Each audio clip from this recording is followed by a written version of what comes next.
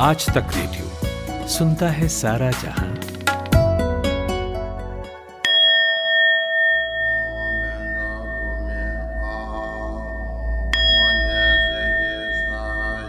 बौद्ध मठ से उठती घंटियों की आवाजें मन को कितनी शांति देती हैं।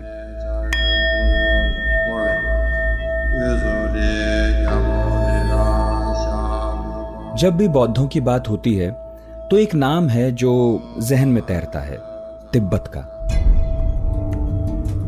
वो देश जिसे दुनिया की छत कहा गया। क्यों? क्योंकि ये सबसे ऊंचाई पर बसा है। वैसे मैं देश कह रहा हूं, चीन नहीं मानता। अब तो ये चीन का एक प्रोविंस बनकर रह गया है। और पढ़ाकू नितिन में आज हम इसी की बात करने वाले हैं कि कैसे वो देश चीन का प्रोविंस बन गया जो कभी चीन के बड़े हिस्से पर शासन करता था। कैसे इस देश को रास्ता दिखाने वाले दलाई लामा खुद भारत में रिफ्यूजी बनकर रहने को मजबूर हो गए। जब ये सब हो रहा था तब दुनिया के ताकतवर देश और भारत क्या कर रहे थे। असल में सबसे ज्यादा इंटरेस्टिंग यही है कि भारत और चीन का जो कॉन्फ्लिक्ट हम आज कई चीजों में देखते हैं, उसकी सबसे शुरुआती वजहों में तिब्बत था। इधर नेहरू का जमाना था, उधर माओ, चाउ एन लाई और शाओपिंग राज कर रहे थे। हम हिंदी चीनी भाई भाई कहते थे और वो हमारे प्रधानमंत्री के लिए भद्दी भाषा का इस्तेमाल करते थे। आज के पॉडकास्ट में मेरे साथ हैं अवतार सिंह भसीन। 30 सालों तक भारत के विदेश मंत्रालय की हिस्टोरिकल डिवीजन में वो सेवा देते रहे। 1993 में डिवीजन के हेड बनकर रिटायर हुए। इसके बाद भसीन साहब ने साउथ एशिया पर जबरदस्त पढ़ाई लिखाई की। भारत के श्रीलंका, बांग्लादेश, नेपाल से रिश्तों पर उन्होंने 5 वॉल्यूम की सीरीज लिखी है। पाकिस्तान से भारत के संबंधों पर 10 वॉल्यूम की सीरीज लिखी और इंडो चाइना रिलेशंस पर 5 वॉल्यूम लिखे। हजारों क्लासिफाइड डॉक्यूमेंट्स का खजाना है उनके पास। हाल में उन्होंने इन्हीं गोपनीय दस्तावेजों के आधार पर पेंगुइन के लिए किताब लिखी, नेहरू, तिब्बत एंड चाइना। पढ़ाकू नितिन में एएस भसीन से समझेंगे कि तिब्बत पर चीन अपना दावा क्यों ठोकता है, अंग्रेजों ने कैसे चीनी शिकंजे से तिब्बत को बचाए रखा था, कैसे भारत को तिब्बत का तवांग एरिया मिला, क्यों चीन हमेशा तिब्बत की प्रॉब्लम के लिए भारत को जिम्मेदार ठहराता रहा, क्या पीएम नेहरू की चाइनीज और तिब्बतन पॉलिसी कंफ्यूजन का शिकार थी, क्या नेहरू ने यूएनएससी में परमानेंट सीट मिलने का मौका सिर्फ इसलिए चूका क्योंकि वो चाइना से दुश्मनी मोल लेना नहीं चाहते थे, और क्या है 1962 की जंग का सच। मैं हूं नितिन ठाकुर और ये है पढ़ाकू Nitin. At the stroke of the midnight hour, when the world sleeps, I'm going to make him an offer again with you. सत्ता का खेल तो चलेगा, सरकारें आएंगी जाएंगी, मगर मेरे कमरे में किताबों के सिवा कुछ भी नहीं।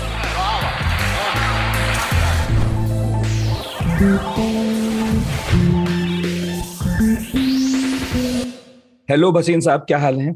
बस बहुत बढ़िया है। मौसम भी अच्छा है आजकल, गर्मी कम है, बारिश हो रही है और रिकॉर्ड बारिश हो रही है। तो दिल्ली का मौसम तो अच्छा है, लेकिन आपकी किताब जो आई है एक, आजकल मैं उसे पढ़ रहा था और मेरे मन में तिब्बत को लेकर हमेशा बहुत सवाल रहते थे। उसने थोड़ी गर्मी बढ़ाई तो है। काफी जगह आपके इंटरव्यूज देख रहा था, पढ़ रहा था, और नेहरू के बारे में है, तिब्बत के बारे में है, चाइना के बारे में है। हमने तो खैर 2-3 पॉडकास्ट चाइना को लेकर किए हैं, लेकिन इस बार आज हम आपसे जो बात करेंगे उसमें तिब्बत और नेहरू जो जुड़ेंगे, तो मुझे पूरी उम्मीद है कि सुनने वालों को सुनने के लिए बहुत कुछ मिलेगा, जानने के लिए बहुत कुछ मिलेगा और इंटरेस्टिंग बहुत होगा। तो उम्मीद करते हैं। सर, तो पहला सवाल मेरा ये है कि चूंकि बातचीत के केंद्र में आज तिब्बत रहने वाला है, ये इतना इम्पोर्टेंट क्यों है कि चीन हमेशा इसके लिए परेशान है? जो ब्रिटिश साम्राज्य है उसने भी इसे इग्नोर नहीं किया। 1947 के बाद भारत और जो चीन है उनकी टकराव की बड़ी वजह तिब्बत है, जबकि ऐसे हम देखें तो तिब्बत बड़ा छोटा सा देश है, बड़ी छोटी सी आबादी है, बहुत बड़ी इकोनॉमी भी नहीं है। तो क्यों इतना इंपॉर्टेंट है वो दुनिया के लिए? डिफरेंट कंट्री के लिए डिफरेंट इंपॉर्टेंस होती है उसी चीज की। चाइना के लिए बहुत इंपॉर्टेंट था, क्योंकि जैसे माओ ने खुद कहा कि चाहे इसकी आबादी बहुत कम है बट ये बहुत जरूरी और बहुत इंपॉर्टेंट मुल्क है। एक तो इसमें मिनरल्स हैं, दूसरा इसका जो बॉर्डर है नॉर्थ में लगता है चाइना के 3-4 प्रोविंसेस के साथ, सिंजियांग, जिनजियांग, 2-3 और प्रोविंसों के साथ लगता है जी। तो इसलिए कोई भी अगर हॉस्टाइल कंट्री तिब्बत पे कब्जा करेगी तो उनके बॉर्डर्स को खतरा हो सकता है। अमेरिका था इसलिए कि वो चाइना को घेरना चाहता था आफ्टर दी कम्युनिस्ट रेवोल्यूशन। उससे पहले जो गवर्नमेंट थी वहां पर कॉमिंटांग की, वो उनकी अपनी दोस्त गवर्नमेंट थी, मगर चाइना कम्युनिस्ट होने के बाद चाइना को खतरा हो गया। अमेरिका चाहता था कि तिब्बत के को घेर के तिब्बत में इन्फ्लुएंस करके चाइना को तंग करें, चाइना को रोकें वहां पर। अमेरिका का अपना था, हमारा क्योंकि हमारा बॉर्डर लगता है और हमारा तो बहुत ही नजदीकी मामला है, और हम तिब्बत के लिए चाहते हैं कि इसकी जो ऑटोनॉमी थी पुरानी वो बनी रहे, ताकि हमारे वो संबंध जो है तिब्बत के साथ, वो रिलीजियस संबंध है, कल्चरल संबंध है, वो बने रहे। अगर चाइना या दूसरा कोई कंट्री कब्जा करेगा तो हमारे जो संबंध है पुराने, उसमें खतरा पड़ सकता है, उसमें विघ्न पड़ सकता है। तो हर एक कंट्री का अपना अपना इंटरेस्ट था जी, इसलिए ये इम्पोर्टेंट हो गया सभी के लिए। हाँ, मतलब जो मुझे समझ में आया वो ये है कि जो उसकी स्थिति है भौगोलिक तौर पर, तो स्ट्रेटेजिकली वो हमारे लिए तो वैसे भी इम्पोर्टेंट हो गया, और अमेरिका के लिए इसलिए हो गया क्योंकि उसे कम्युनिज्म का रथ रोकना था, और नेपाल वगैरह के लिए इसलिए क्योंकि वो पड़ोसी देश है, और चाइना के लिए तो इसलिए क्योंकि तिब्बत के साथ कई देशों की सीमाएं मिलती हैं और चाइना के अपने प्रांत तिब्बत से मिलते हैं। ठीक है, हाँ, ये सबसे उनको यही खतरा था कि ये चार प्रोविंस साउथ में ये तिब्बत के साथ है, जो स्टाइल पावर अगर तिब्बत पे कब्जा करती है तो इन प्रांत को खतरा हो सकता है। इसलिए वो नहीं चाहता था कि तिब्बत में किसी और कंट्री का किसी तरह का दबे दबा हो। इंडिया का भी नहीं चाहता था, क्योंकि उनको था पता कि इंडिया पिछले जब से 1914 की एग्रीमेंट हुआ है तिब्बत का और इंडिया का, या ब्रिटिश गवर्नमेंट के साथ हुआ था, तब से इंडिया अपना थोड़ा सा रोब दबा बनाए हुए था। उनके पास वहां पर फौज रखी हुई थी इंडिया ने अपनी, इनकी ट्रेड एजेंसी थी, तो इनका, और यहाँ हमारे वहां पर टेलीग्राफ, पोस्ट टेलीग्राफ थे जिनको तिब्बत भी इस्तेमाल करता था। हमारे वहां पर रेस्ट हाउसेस, गेस्ट हाउसेस थे जिनको तिब्बतन भी इस्तेमाल करते थे। तो हमारा काफी वहां पर प्रेजेंस थी, और चाइना इस प्रेजेंस को खत्म करना चाहता था। सर, वो अभी 1914 का जो आपने जिक्र किया उस पर मैं आऊंगा, लेकिन एक सवाल ना सबके मन में आता है कि तिब्बत क्या कभी कोई एक आजाद मुल्क था, या फिर वो चाइना का कोई अपना प्रांत था कि चीन उस पर इतना जोर शोर से दावा करता रहा और कोशिश करता रहा कि बाकी सब मुल्क उससे थोड़ा दूर बने रहे? ये एक बड़ा मुश्किल सवाल है। प्रांत तो नहीं था, वो चाइनी भी मानते हैं कि ये प्रांत नहीं था, मगर उनके कब्जे में, इन द सेंस कि उनका जो दबदबा था वो वहां पर था। जैसे कि चाइना का एक अफसर, बड़ा बहुत सीनियर अफसर वहां रहता था, उसको अंबन कहते थे। वो अपनी फौज लहरा रखता था वहां पर, उसकी फौज थी, चाइना की फौज उसके पास रहती थी वहां पर। ये नहीं कि वो जैसे डिप्लोमेटिक मिशन होते हैं 2-4 आदमी रह गए, हाँ, मतलब ऐसे नहीं था कि कोई चाइना का राजदूत था, बल्कि वो चाइना का रिप्रेजेंटेटिव था, विद गवर्नर के तौर उसकी आर्मी बिहेव करता था। ओके जी। अगर जब Chinese government, central government strong होती थी तो उसका दबदबा जो होता था वो तिब्बत में और ज्यादा बढ़ जाता था। और मगर जब चाइना में जो गवर्नमेंट है, सेंट्रल गवर्नमेंट थोड़ी कमजोर हुई, उसका भी थोड़ा बहुत रोक दबाव कम हो जाता था। और सम टाइम वो दलाई लामा को जो भी नया होता था उसकी मंजूरी देता था, बहुत अहम उसकी जगह थी वहां पर। अंबन की ऐसे नहीं था कि बस जैसे कि बैठा हुआ है। इन हालात में ये कहना कि तिब्बत 100% आजाद था गलत होगा। ये प्रांत भी नहीं था, इसे चाइनी भी मानते हैं, ये प्रांत भी नहीं था, मगर दबदबा था उनका, वो जो चाहते थे कर सकते। तिब्बत की तो फौज भी नहीं थी खास, एक छोटी मोटी थी, मगर चाइना ने अपनी फौज रखी हुई थी वहां पर, इसका नंबर वेरी करता था। और एक और बात थी कि जो अंबन था, कई पैसे के लालची होते, पैसा लेके जो मर्जी काम करवा लेती थी सरकार वहां पर, मगर अगर वो बड़े अच्छे ईमानदार आदमी है तो वो अपनी बात चलाता था, वो उनकी बात नहीं सुनता था। तो ये फैक्टर्स थे हिस्टोरिकल, जो कि तिब्बत को चाइना से अंदर भी रखते थे और बाहर भी रखते थे। हाँ, बड़ा दिलचस्प सा स्टेटस है तिब्बत का चाइना के साथ, ऐतिहासिक। तो धीरे धीरे फिर चाइना ने अपना रुख बदलना शुरू किया, जब ये एक अंडरस्टैंडिंग थी ही कि ठीक है, तिब्बत उसका प्रांत भी नहीं है और गुलाम भी नहीं है, और चाइना भी अपने अंबन को रख ले वहां पर और आर्मी के साथ रख ले। तो फिर ऐसा क्या हुआ कि धीरे धीरे चाइना बदलता चला गया उसका रुख तिब्बत को लेकर, और उसने पूरी तरह तिब्बत को कब्जाने की तरफ जाना शुरू कर दिया?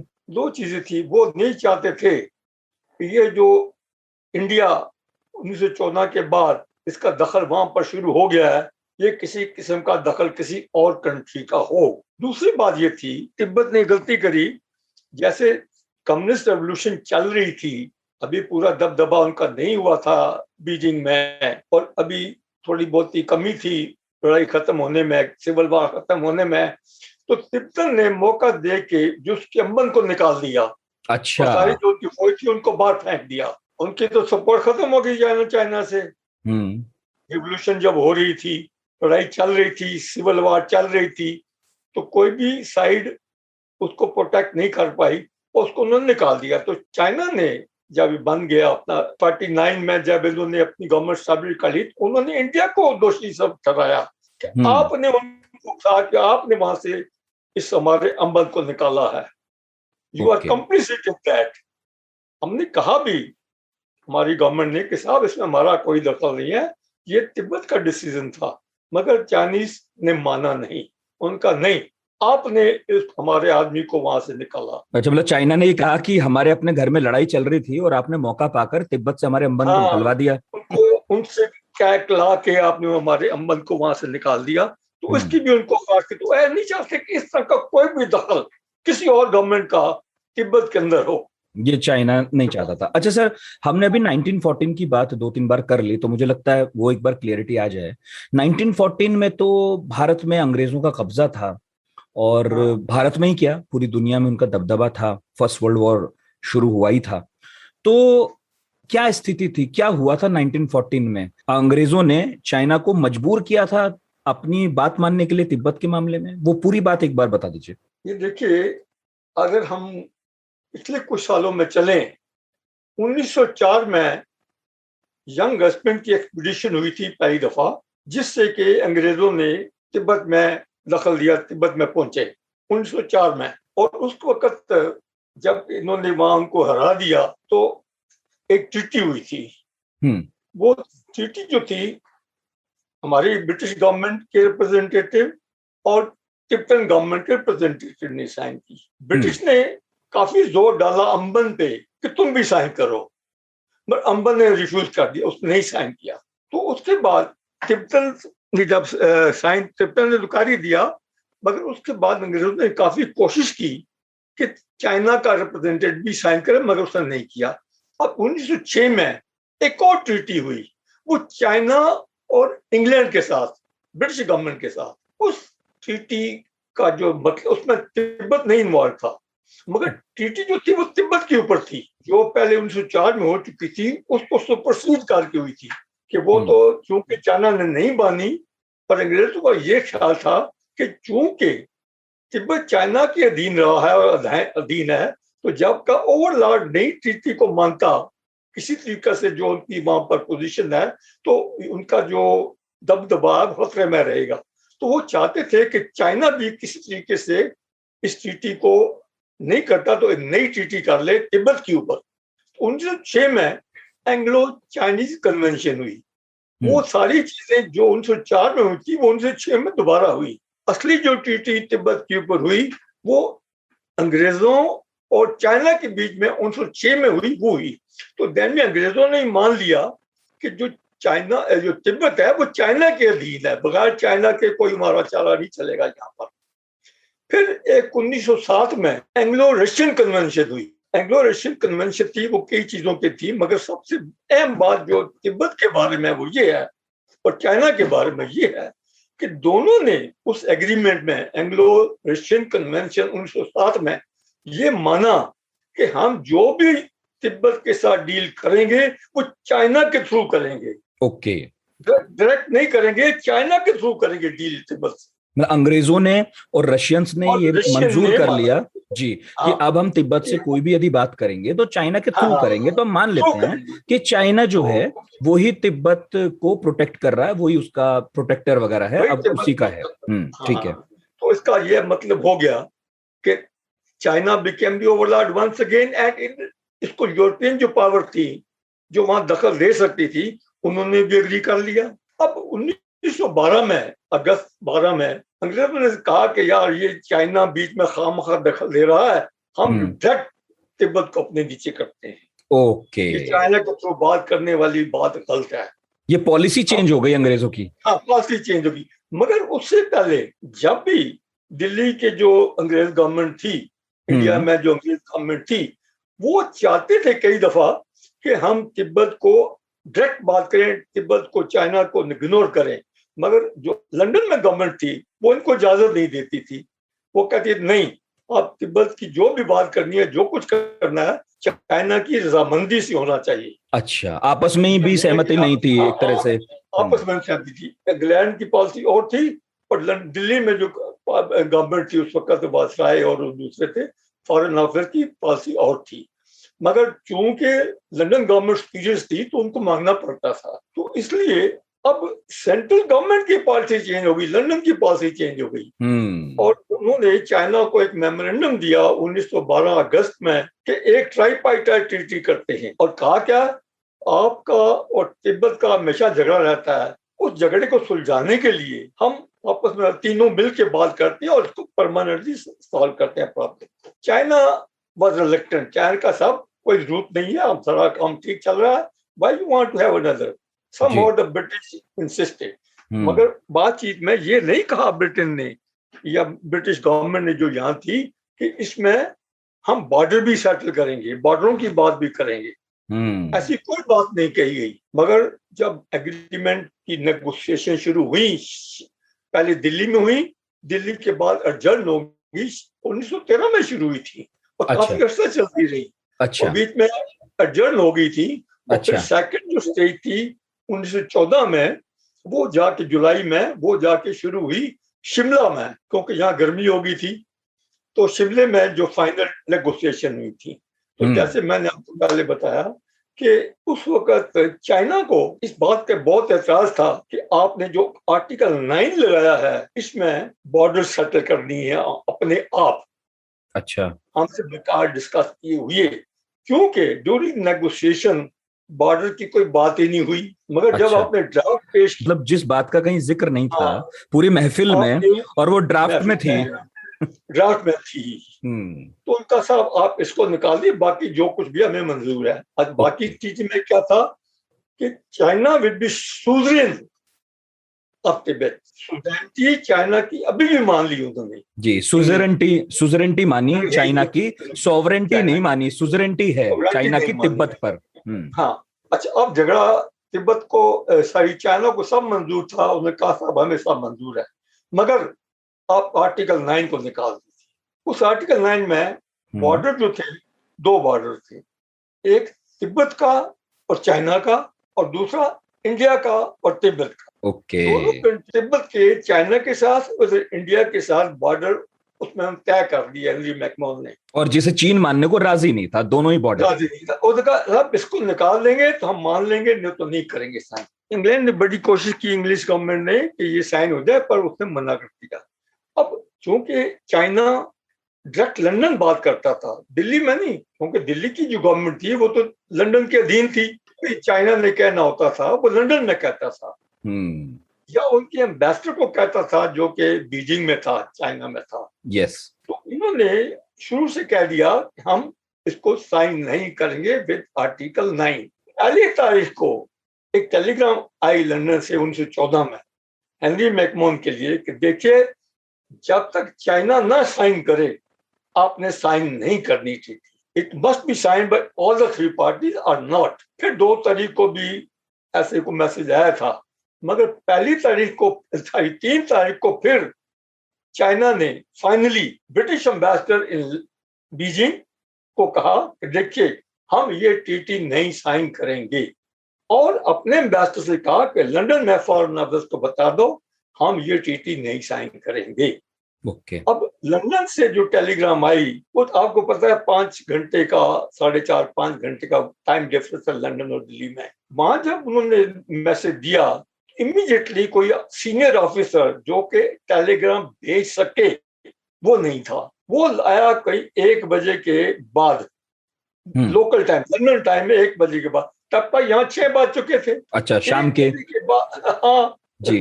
तो इन्होंने जब टेलीग्राम भेजी, लंदन में भेजी, तो जब यहाँ पहुंची उससे पहले हेनरी मैकमोहन ने साइन कर दिए थे। ओके। और ब्रिटिश ने हालांकि कहा था मत करना, फिर भी मान लिया कि हो गए कर दिए उन्होंने तो बस। मगर उसको पब्लिक नहीं किया, पब्लिश भी नहीं किया और ना किसी को बताया अंटिल 1938।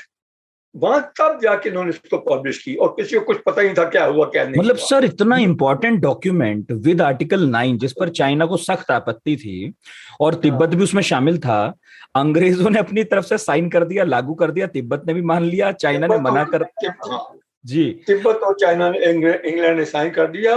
हाँ। और उन्होंने साइन किया। मतलब ये तो धक्के से पास किया, ये तो जबरदस्ती किया। चाइना तो मान नहीं रहा था। हाँ। लेकिन क्योंकि अंग्रेज मजबूत थे, चीन कमजोर था, तो अंग्रेजों ने तय कर दिया तो कर दिया। तो बात ये थी ना कि ये बड़ी स्ट्रॉन्ग पावर थी इस एरिया में और तो कुछ था ही नहीं। अब आप उसी से पहले का ले लीजिए अफगानिस्तान के साथ। अफगान के साथ इन्होंने डूरेंट लाइन फेस कर दी अंग्रेजों ने। डूरेंट कौन था? डूरेंट मार्टिमोर डूरेंट फॉरेन सेक्रेटरी था इंडिया का जी। उसने ये डूरेंट कहां से कैसे नाम पड़ा? उसके नाम से पड़ा। जैसे ये मैकमोहन लाइन कहते हैं हम, मैकमोहन ने क्योंकि फैसला किया था, ऐसे अफगानिस्तान का जो बॉर्डर था पाकिस्तान इंडिया के साथ उस वक्त, वो भी मार्टिमोर डूरेंट ने किया था सेटल। हाँ। लाइन का नाम आज तक डूरेंट ही कहते हैं। डूरेंट लाइन है और उस पर आज भी झगड़ा बरकरार है क्योंकि अफगानिस्तान के पख्तून कहते हैं, बिल्कुल। हाँ। अफगानिस्तान के पख्तून कह रहे हैं कि डूरेंट लाइन के उस तरफ भी हमारे पख्तून भाई रहते हैं, तो ये तो हमारा होना चाहिए।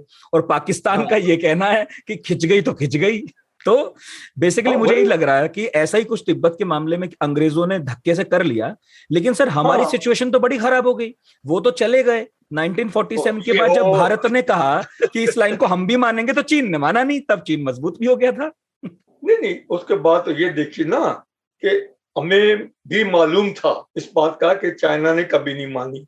और पंडित जी ने भी कई दफा अपने नोटिंग में कहा कि किसी चाइनीज गवर्नमेंट ने 1914 के बाद इस लाइन को नहीं माना है और मुझे डर है कि ये भी नहीं मानेंगे। नेहरू को डर था, साइन नहीं किया, ये पता था। मगर फिर भी नवंबर 1951 में पंडित जी ने पार्लियामेंट में स्टेटमेंट दिया कि McMahon line is our border and we shall have to live with it and we will not allow anybody to come it, whether there's a map or no map. McMahon line is our border, map or no map. तो बड़ा bold statement था, जानबूझ कर दिया पंडित जी ने, पता तो था चीन मानेगा नहीं। अब इसकी थोड़ा और बैकग्राउंड सुन लीजिए। जी हाँ। जब 1914 में ये चीटी साइन हुई और मैकमोहन ने ये लाइन लगाई, तो मैकमोहन ने जो लाइन लगाई थी वो जो तवांग एरिया है, जिसे हम नीफा कहते थे और आज कहते हैं अरुणाचल प्रदेश जी। हाँ, इसके नॉर्थ में लगाई तवांग के, नीफा के या अरुणाचल प्रदेश नॉर्थ में, ताकि ये हिस्सा इंडिया में आ गया। ये तिब्बत का हिस्सा था जो कि इंडिया में 1914 में आया। अरुणाचल तिब्बत का हिस्सा था जो 1914 में इंडिया में आ गया क्योंकि अंग्रेजों ने वो जो शिमला कन्वेंशन किया उसमें उसी में। तभी चाइना ये कहता है कि अरुणाचल हमारा हिस्सा है क्योंकि वो तिब्बत का हिस्सा था। हाँ, इसमें देखिए प्रॉब्लम क्या होती गई। ये तो हुआ 1914 में, मगर अंग्रेजों ने इस पे कोई कब्जा नहीं किया। होता है ना, अपना आदमी एस्टैब्लिश अपॉइंट करो, एडमिनिस्ट्रेटर करो, फौज भेजो, पुलिस भेजो, कुछ करो, कुछ नहीं किया, सिर्फ लाइन लगा दी। लाइन लगाने के बाद अब राहत उन्हीं के पास, तिब्बतों के पास, उनका ये एडमिशन चल रहा था और लोगों को यही था कि भाई वो कागज में लिखा हुआ, किसी ने कहाँ पढ़ा, किसी को पता भी नहीं था कि तिब्बतन का ही राज है और सिविल रेवेन्यू भी कलेक्ट करते, टैक्स भी कलेक्ट करते थे और हर को यही मालूम था ये तिब्बत है। हालांकि लाइन लगाने के बाद वो इंडिया का पार्ट बन गया टेक्निकली। बड़ा कॉम्प्लेक्स सिचुएशन है सर कि 1938 तक अंग्रेज ये बता भी नहीं रहे। बहुत इंटरेस्टिंग कहानी है जी। 1944 में 44 में जो पॉलिटिकल अफसर बाजिल गोल्ड वो गया तिब्बत, लासा गया। उसको ब्रिटिश गवर्नमेंट ने ऑथराइज किया कि आप तिब्बत से कह दीजिए कि हम ये जो इलाका है तवांग का, इसको आपको वापस दे देंगे और लाइन को हम साउथ ऑफ तवांग अमेंड कर देंगे। अच्छा। साउथ ऑफ तवांग करने से ये जो नीफा या अरुणाचल था ये वापस चला जाता तिब्बत के पास। जी जी। हाँ, मगर 1944 में लाइन लगाए कहा, मगर हुआ नहीं 47 तक। 1947 तक ये फॉर्मली नहीं किया गया। तो अभी जब 1947 हुआ, आजादी हुई, तो क्या हुआ, ये हिस्सा जिसे हम बाद में नीफा कहे और ये तिब्बत के पास था। जो नक्शे में हमारे पास था एक्चुअली तिब्बत के पास था। हाँ, बोल ही रहे हैं कि तिब्बत रेवेन्यू कलेक्ट करता था, सब उनका ही प्रशासन चलता था, बस लाइन में हमारे पास था। तिब्बतन ऑफिसर थे सारे वहां पर। अब 1948 में आजादी के बाद की बात है, हमने तिब्बत को कह दिया कि साहब आप बाकी आप सब कुछ मान लीजिए, अपने रिलेशन चलने दीजिए, पर हम ये हिस्सा जो तवांग का है हम इसको नक्शे में अमेंड कर देंगे इन योर फेवर, यानी हम इसको अमेंड करके ये वापस आपके पास चला जाएगा। अभी नक्शे में तुम्हारे पास है, एक्चुअली तुम्हारे पास है, मगर हम इसको अमेंड कर देंगे, नक्शे फॉर्मली हो जाएगा पूरा। ये 48 में कहा, हमने कह दिया। मगर 1949 में हालात बदल गए। 1949 में हालात बदल गए। क्यों बदल गए? कम्युनिस्ट आ गए चाइना में। अब ये बड़ी स्ट्रांग गवर्नमेंट थी। हाँ, ये कोमिंतांग की तरह तो थे नहीं, ये तो बड़े मजबूत थे, लड़ भिड़ के आए थे, एग्रेसिव थे। तो और उन्होंने एक एडिक्ट भी जारी किया था कि हम तिब्बत को अपने पास मिलाएंगे, हम तिब्बत को चाइना में लाएंगे। No doubt about it, declare किया पब्लिकली, तिब्बत पे सैटन भी किया और फौज भी भेजी। जब ये हुआ तो 1950 में चाइना ने तिब्बत पे कब्जा कर लिया था। जी हाँ, सेना भेज दी थी लास्ट। ओके, हाँ, चाइना ने तिब्बत पे कब्जा। अब 1951 में अप्रैल में चाइना की और तिब्बत की बीजिंग में बातचीत शुरू हुई, एक फॉर्मल एग्रीमेंट करने के लिए, ताकि तिब्बत जो है फॉर्मली वापस आ जाए हमारे पास, चाइना के पास। जी हाँ, चाइना ने तिब्बत को वहां बुलाया और कहा कि आप आइए और हमारे साथ बातचीत करके एक एग्रीमेंट करिए, ताकि आपको बाद में कोई गलती मुखालता नहीं हो, आपको कोई बाद में ये ना लगे कि साहब अभी तो कागज पे हमारा है, ये है वो है। तिब्बत का डेलीगेशन वहां गया। अब हमारे को फिक्र हुआ, अगर चाइना तिब्बत पे पूरा कब्जा कर लेता है, इंडिया और तिब्बत का बॉर्डर है, चाइना का बॉर्डर हो जाएगा। बिल्कुल। और क्या होगा कि चाइना का जो अब बॉर्डर हो जाएगा, ये तिब्बत का जो सदर्न बॉर्डर है, जिसको हम नदीफा कहते हैं, ये अगर वापस चला गया जैसे हमने प्रॉमिस कर रखा है जी, तो चाइना के जो बॉर्डर है वो हमारे असम के प्लेन तक आ जाएगा। बिल्कुल ही मिल जाएगा, अब दूर नहीं रहेगा चाइना। ये हो गया। हाँ, ये हो गया। तो इस खतरे को दूर करने के लिए हमने एक ऑफिसर को, मिलिट्री ऑफिसर को विद डिटैचमेंट, आर्मी डिटैचमेंट भेजा कि तुम कब्जा कर लो जाके अरुणाचल पर, तवांग जिसको कहते हैं। अरुणाचल पर नीफा, यो तो तवांग कहलाता था। ओके, ये भारत सरकार ने एक्शन लिया पहला सेना के साथ लिया 1951 में, 1951। ओके, ठीक है सर, ठीक है sir. It was under Tibetan control. जब हमारा आदमी गया तो नेचुरली तिब्बतन ने प्रोटेस्ट किया कि साहब ये तो हमारा है, उनका नो नो नथिंग, और जबरदस्ती कब्जा कर लिया। क्योंकि फौज से हमारे पास, वो तो बेचारे नहीं कुछ कर सकते थे। तिब्बतन ने कहा भी देखिए साहब, आप हमारे हालात का नाजायज फायदा उठा रहे हैं। अच्छा, तिब्बत ने कहा हमसे, हाँ, आप ऐसे कब्जा करके जबरदस्ती हमारे हालात का, जो कि हमारे लिए ठीक, जो कि पहले ही खराब है, बीजिंग हमारे पर दबाव डाल रहा है, तो अब आप अरुणाचल कब्जाने आ गए, जबकि पहले तो वादा कर रहे थे हमें दे दोगे। पोजीशन का, हमारी वीक पोजीशन का आप फायदा उठा रहे हैं। नैनी के सामने कहा साहब देखिए जो कुछ भी है ये तिब्बत हमारा है और हम इस पे कब्जा करेंगे, और हमने कर लिया। ओके, तवांग को, ठीक है, तवांग को वो अप्रैल में किया, 1951 में, अप्रैल 1951 में कब्जा किया। तो for the first time this area, Tawang area और NEFA area came under our control for the first time in April 1951। Tibet का डेलीगेशन में चाइना में गया हुआ था एग्रीमेंट के लिए। वो एग्रीमेंट साइन हुआ 23 मई 1951 को, एक महीने के बाद कह लीजिए। उससे पहले हमने कब्जा कर लिया था। हाँ, मतलब बेसिकली वो मैप पर तो हमारे पास ही था, अब हमने उसको एडमिनिस्ट्रेटिव ढंग से या फिर कहिए कि सेना के हिसाब से अपने में मिला लिया ऑफिशियल। जी, अब ये स्टोरी है इसकी 1914 वाले फाइनल एंड ऑफ दिस हमारी तरफ से हुआ कि हमने जो हमें 1914 में जगह मिली थी नक्शे में, वो हमने 1951 में कब्जा किया फाइनली। उससे पहले तिब्बत के पास ही था। ठीक है, यहाँ एक ब्रेक लूंगा भसीन साहब, और जब लौटूंगा तो पूछूंगा कि 1947 में एक कॉन्फ्रेंस बुलाई थी नेहरू ने, उसमें चीन क्यों भारत से नाराज हो गया था। अपार हर्ष के साथ सभी सुनने वालों को सूचित किया जाता है कि वॉइस नोट में, आवाज में अपना रिएक्शन भेजना चाहते हैं, और वो आसान भी है, बस बटन दबाइए, भेजिए। तो नंबर है, लिख लीजिए कि 99-533-233-03। जो लोग दूरदर्शन के अभ्यस्त हैं उनके लिए मैं पढ़ दूं इसको, 99-533-233-03। गुमशुदा तलाश के। लेकिन ठीक है, इसमें मतलब 3 ताल का जो नंबर आपने बताया है उसमें 5 बार 3 आया है, तो याद तो बाकी 5 ही करने हैं। हाँ। तीन की भरमार है इसमें। हाँ, 3 साल में 3 की भरमार होनी भी चाहिए। Welcome back. अच्छा सर, 1947 के मार्च में, जिसका अभी आपने अपनी किताब में जिक्र किया, मैं पढ़ रहा था, नेहरू ने एशियन रिलेशंस कॉन्फ्रेंस बुलाई थी, और यहाँ पहली बार चीन और नेहरू के बीच में तिब्बत का मामला जो था वो आया, और मतभेद सतह पर दिखने लगे। हुआ क्या था? वो तो यही था ना कि हमने, चाइना अपने आप को समझता कि हम सॉवरेन हैं। अभी 1947 में जो एरिया जो था तिब्बत का, जो हमारे पास था तुआंग, वो अभी हमारे पास नहीं था ना। हाँ, नहीं था, वो तो आपने बताया 1951 में आया। मगर जो कुछ भी है, चाइना इस चीज को लेकर नहीं कर रहा था। चाइना ये कह रहा था कि तिब्बत इंडिपेंडेंट कंट्री नहीं है, और आपने उसको भी इन्विटेशन दे दी है। उसी कॉन्फ्रेंस में तिब्बत को भी बुला लिया हमने। हाँ, आपने हमें बुलाया है, और दूसरी 7 कंट्रीज को बुलाया है, या सेपरेट कंट्री, सॉवरेन भी नहीं थी, जो भी थी, आपने दूसरी कंट्रीज को भी बुलाया है। तो आपने तिब्बत को कैसे बुला लिया? तो कंट्री हमारे अधीन है सपोजली, उनके हिसाब से। तो हम नहीं मानते। तो हमने उनसे कहा, देखिए साहब, ये कोई पॉलिटिकल कॉन्फ्रेंस तो है नहीं, ये तो कल्चरल कॉन्फ्रेंस है, रिलीजियस कॉन्फ्रेंस है, रिलीजियस मामले डिस्कस होंगे, आप आ जाइएगा।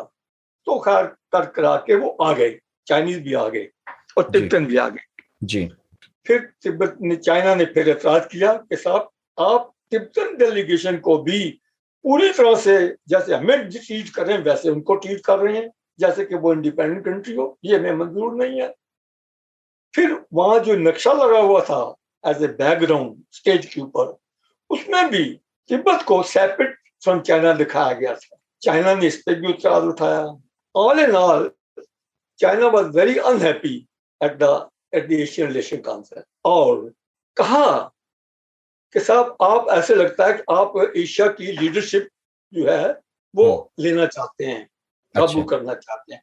असली जो सेंटर है एशिया का, वो तो हम है, तुम कहां से हो? और जब ये बात चली कि इसका एक परमानेंट सेक्रेटेरिएट होना चाहिए, नेहरू चाहता था कि ये दिल्ली में हो, चाइना का नहीं, अगर ये सेक्रेटेरिएट बनेगा, इसका ऑफिस बनेगा, तो चाइना में होगा, इंडिया में नहीं होगा। हाँ, मतलब चीन वाले चाहते थे कि हमारे यहाँ इस कॉन्फ्रेंस के बाद जो ऑफिस बनना है, चलिए हम मिलके एशिया को आगे बढ़ाते हैं, लेकिन ये ऑफिस हमारे यहाँ बनाइए। और नेहरू का कहना था कि हम अपने यहाँ बनाएंगे, और जिसके यहाँ बनता मान लिया जाता कि एशिया की ताकत वही है, वही नेता है। अब अगली कॉन्फ्रेंस फिर इसका फैसला नहीं हो पाया, और अगली कॉन्फ्रेंस हुआ था कि अगले साल फिर चाइना में होगी। ओके। अब in the mean time revolution हो गई, तो मामला खत्म हो गया। उसके बाद कोई कॉन्फ्रेंस हुई नहीं। हाँ, मतलब इस कॉन्फ्रेंस में तो कोमिंतांग सरकार आई थी, और अगली वाली तक तो कम्युनिस्टों ने कब्जा कर ही लिया था चीन से, इसलिए वो कॉन्फ्रेंस हो ही नहीं दोबारा। और चाइना ने क्लियरली बता दिया था कि देखो, हम तुम्हारे रो में आने वाले नहीं हैं, हम एक यहाँ के बड़े मुल्क हैं। ऐसे था कि चाइना, इसको थोड़ा सा अगर और एलैबोरेट कर दूं, before the war China was Indeed very weak. आपको पता है कि उसके जितने कोस्टल एरिया थे वो काफी यूरोपियन कंट्रीज ने ले लिए थे एज कंसेशंस, और वहां अपना अपना रोब डाल रखा। हाँ सर, इतिहास में उसको बताते तो हैं कि तरबूज नीति यूरोपियंस की, चाइना को बांट के रख लिया था उन्होंने, अपने अपने एरिया बना लिए थे। कोस्टल एरियाज में कंसेशंस कहते थे, कंसेशंस इतने साल के लिए कंसेशंस। जी हाँ। हाँ, तो उसके में जो भी खाद्य पदार्थ थे वो भी उन्हीं के वही निकालते थे। चाइना ने वॉर के टाइम में वो लाइव बन गया था लाइट पावर्स का जापान के खिलाफ, क्योंकि जापान ने अटैक कर रखा था चाइना के ऊपर। बाद में जो जापान था वो सारे दुनिया में फैलने लग गया। अंग्रेजों को भी, अमेरिका को भी उसने चुनौती दी थी, और पर्ल हार्बर पे। तो एक तरह से ये एक दुश्मन कंट्री बन गया। हाँ, जापान। चाइनीज जो थे वो अब यूरोपियन के साथ और अमेरिका के साथ मिलकर लड़ रहे। अब जब लड़ाई खत्म हो गई तो चाइना भी अपने आप को बड़ा मुल्क समझने लगा, विक्टोरियस मुल्क समझने लगा। हाँ, क्योंकि जीत तो इसी तरफ की हुई थी। जी जी जी, साथी जीते हैं तो मैं भी जीता हूँ, मैं भी विजेता। और हमारे अम्बेसडर की किताब जो है, उस वक्त जो हमारा अम्बेसडर था पानीगार, अगर उसकी किताब देखो उसमें लिखा हुआ उसने कि वार के बाद चाइना का जो एटीट्यूड था इंडिया की तरफ चेंज हो गया। वो अपने आप को बड़ा भाई समझने लगा। अच्छा सर, ये बड़ा मजेदार आपने बताया अरुणाचल प्रदेश का पूरा किस्सा। ये तो ऑन रिकॉर्ड होगा, खैर बहुत सारे लोग नहीं जानते कि अरुणाचल जी। अब मुझे आपसे लेकिन ये पूछना है कि आपने खुद भी कहा कि चीन का झगड़ा अरुणाचल को लेकर नहीं था भारत के साथ। शुरुआत में तो वो केवल तिब्बत पर फोकस कर रहा था। उसको तो ये लगता था कि भारत जैसे दूसरे मुल्क तिब्बत में ना घुसाएं, यहां पर प्रभाव अपना मजबूत ना कर लें, क्योंकि चीन के अपने प्रांत तिब्बत से मिले हुए थे। जैसे भारत को डर था कि अगर चीन ने अरुणाचल को कब्जा लिया, तवांग को कब्जा लिया, तो फिर असम वगैरह ये जो हैं ये खतरे में पड़ जाएंगे, इनकी सीमाएं चीन से मिल जाएंगी। तो ठीक है, दोनों देश अपने अपने हितों के हिसाब से काम कर रहे थे, वो सही है। मगर सर, तिब्बत तो कभी नहीं चाहता था, दलाई लामा और वो उनकी मंत्री ये तो कभी नहीं चाहते थे कि वो पूरी तरह चीन के कब्जे में आ जाए। और आपकी किताब में मैं देख रहा था कि हमेशा एक शब्द का यूज होता था, उसको कहते थे सुजरेंटी, और एक शब्द है सॉवरेंटी। तो ये माना गया पूरी दुनिया में कि चाइना की सुजरेंटी है तिब्बत पर, जो तिब्बत वाले भी मानते थे, सॉवरेंटी नहीं मानते थे। इंटरनली ऑटोनमस है, इंटरनली ऑटोनमस भी है, मतलब दलाई लामा की चलेगी, वो अपना जो भी शासन है वो देखें, बस चाइना का जो अंबन है वो वहां पर रहेगा छोटी सी सेना के साथ, और सहयोग से आप चला लो। मगर सर फिर क्या हुआ, जो दलाई लामा हैं, उनके मंत्री हैं और पंचेन लामा, इन सब ने मान लिया। आपने बताया ना भी कि वो सब लोग बीजिंग जाकर बातचीत करने लगे कि ठीक है अब ऑफिशियली आप हमको रख लीजिए अपने साथ। क्या हुआ था ऐसा, क्यों मान लिया इन लोगों ने? फिर क्या कर सकते थे ये बताइए, उनके कमजोर थे।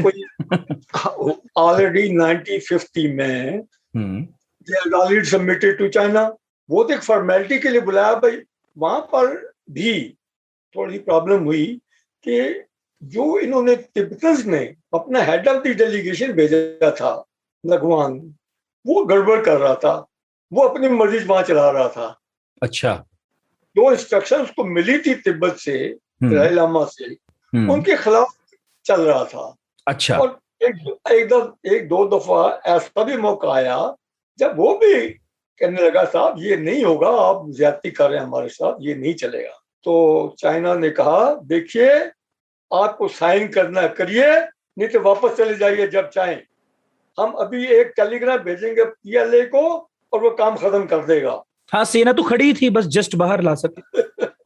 आप एक टेलीग्राम भेजेंगे और सारा तिब्बत में कब्जा कर लेगा, तो इसलिए आप चिंता मत करो, चुपके से साइन कर दो। पर सर भारत तो कर सकता था, भारत ने कोई लड़ाई नहीं लड़ी चीन से। अमेरिका, जब देखो पंडित जी का, हमारे प्राइम मिनिस्टर का शुरू से जब चाइना ने तिब्बत पे कब्जा करना चाहा तो कहा साहब आप कब्जा कर लीजिए मगर फौज मत यूज कीजिए, आप इनसे बातचीत करके करिए जो करना है। ये तो नेहरू ने कहा, ये नेहरू ने कहा था 1950 से बिफोर चाइनीज इन्वेजन पहले कहा। ओके, मगर इसमें भी एक और स्टोरी बन जाती है, फिर वो मुझे और तरफ जाना पड़ेगा। बताइए सर, मजेदार कहानी है। वो भी ये है कि तिब्बत ने ये एक डेलीगेशन चाइना भेजने के लिए तैयार किया। ये 1950 के शुरू की बात है, अभी चाइनीज ने हमला नहीं किया था, कुछ नहीं किया था, और कहा कि उसको भेजिए और हमारे साथ बातचीत करके हमारा आपस का रिलेशनशिप का फैसला हो जाए। वहां से एक डेलीगेशन भेजेगा जिसका हेड था शकप्पा, सीनियर आदमी था। जब वो आया यहाँ पर तो थोड़ी सी उसकी प्रॉब्लम हो गई वीजा की टू हांगकांग। हांगकांग उस वक्त भी अंग्रेजों के नीचे था। उस वक्त एयर फ्लाइट जो थी वो तो हांगकांग तक जाती थी, चाइना में तो जाती नहीं थी। अच्छा, तो he had to go to Hong Kong and then go. तो उसका वीजे की प्रॉब्लम हो गई, नहीं मिला। मगर इन द मीन टाइम वो जब डिले होता गया, उसने कई दफा कहा चाइना से साहब आप मेरे साथ बात जो करना है बजाय चाइना के आप कर लीजिए सिंगापुर में। अच्छा, नो, बात होगी तो वहीं होगी, चाइना में, सिंगापुर में नहीं होगी। ओके। चाइना ने उसको कहा कि आप हमारे एम्बेसडर से मिलते रहिए। तो एम्बेसडर से वो एक दफा मिला और एम्बेसडर ने बता दिया कि जो फाइनल एग्रीमेंट होगा वो बीजिंग में आ जाके होगा, यहाँ नहीं होगा। ये बात आप कर रहे हैं, दिल्ली में आ गया था ना शाकापत? दिल्ली में आ चुका था और वहां वेट कर रहा था वीजा के लिए। दिल्ली में वेट कर रहा था कि अंग्रेज मुझे वीजा दे दें तो मैं हांगकांग चला जाऊं और उधर से मैं अपना बीजिंग पहुंच जाऊंगा। और अंग्रेज उसको लेट करा रहे थे। क्यों करा रहे थे? नहीं दे रहे थे, जो भी हुआ। मगर शिकापा ने जब एम्बेसडर से मिले, चाइना के एम्बेसडर से, तो उसने कहा देखो बातचीत फाइनल जो है वो वहां पर जाके हो, चाइना में, बीजिंग में। ओके। मगर हम आपको बता देते हैं, एक तो आपके फॉरेन रिलेशन हमारे अंडर होंगे, आपकी फौज जो है वो हमारी फौज होगी, आपकी सेपरेट फौज नहीं रहेगी, और आप जो कुछ भी करेंगे हमारे थ्रू करेंगे, और हमारी फौज जो है चाइना तिब्बत में रहेगी। अच्छा।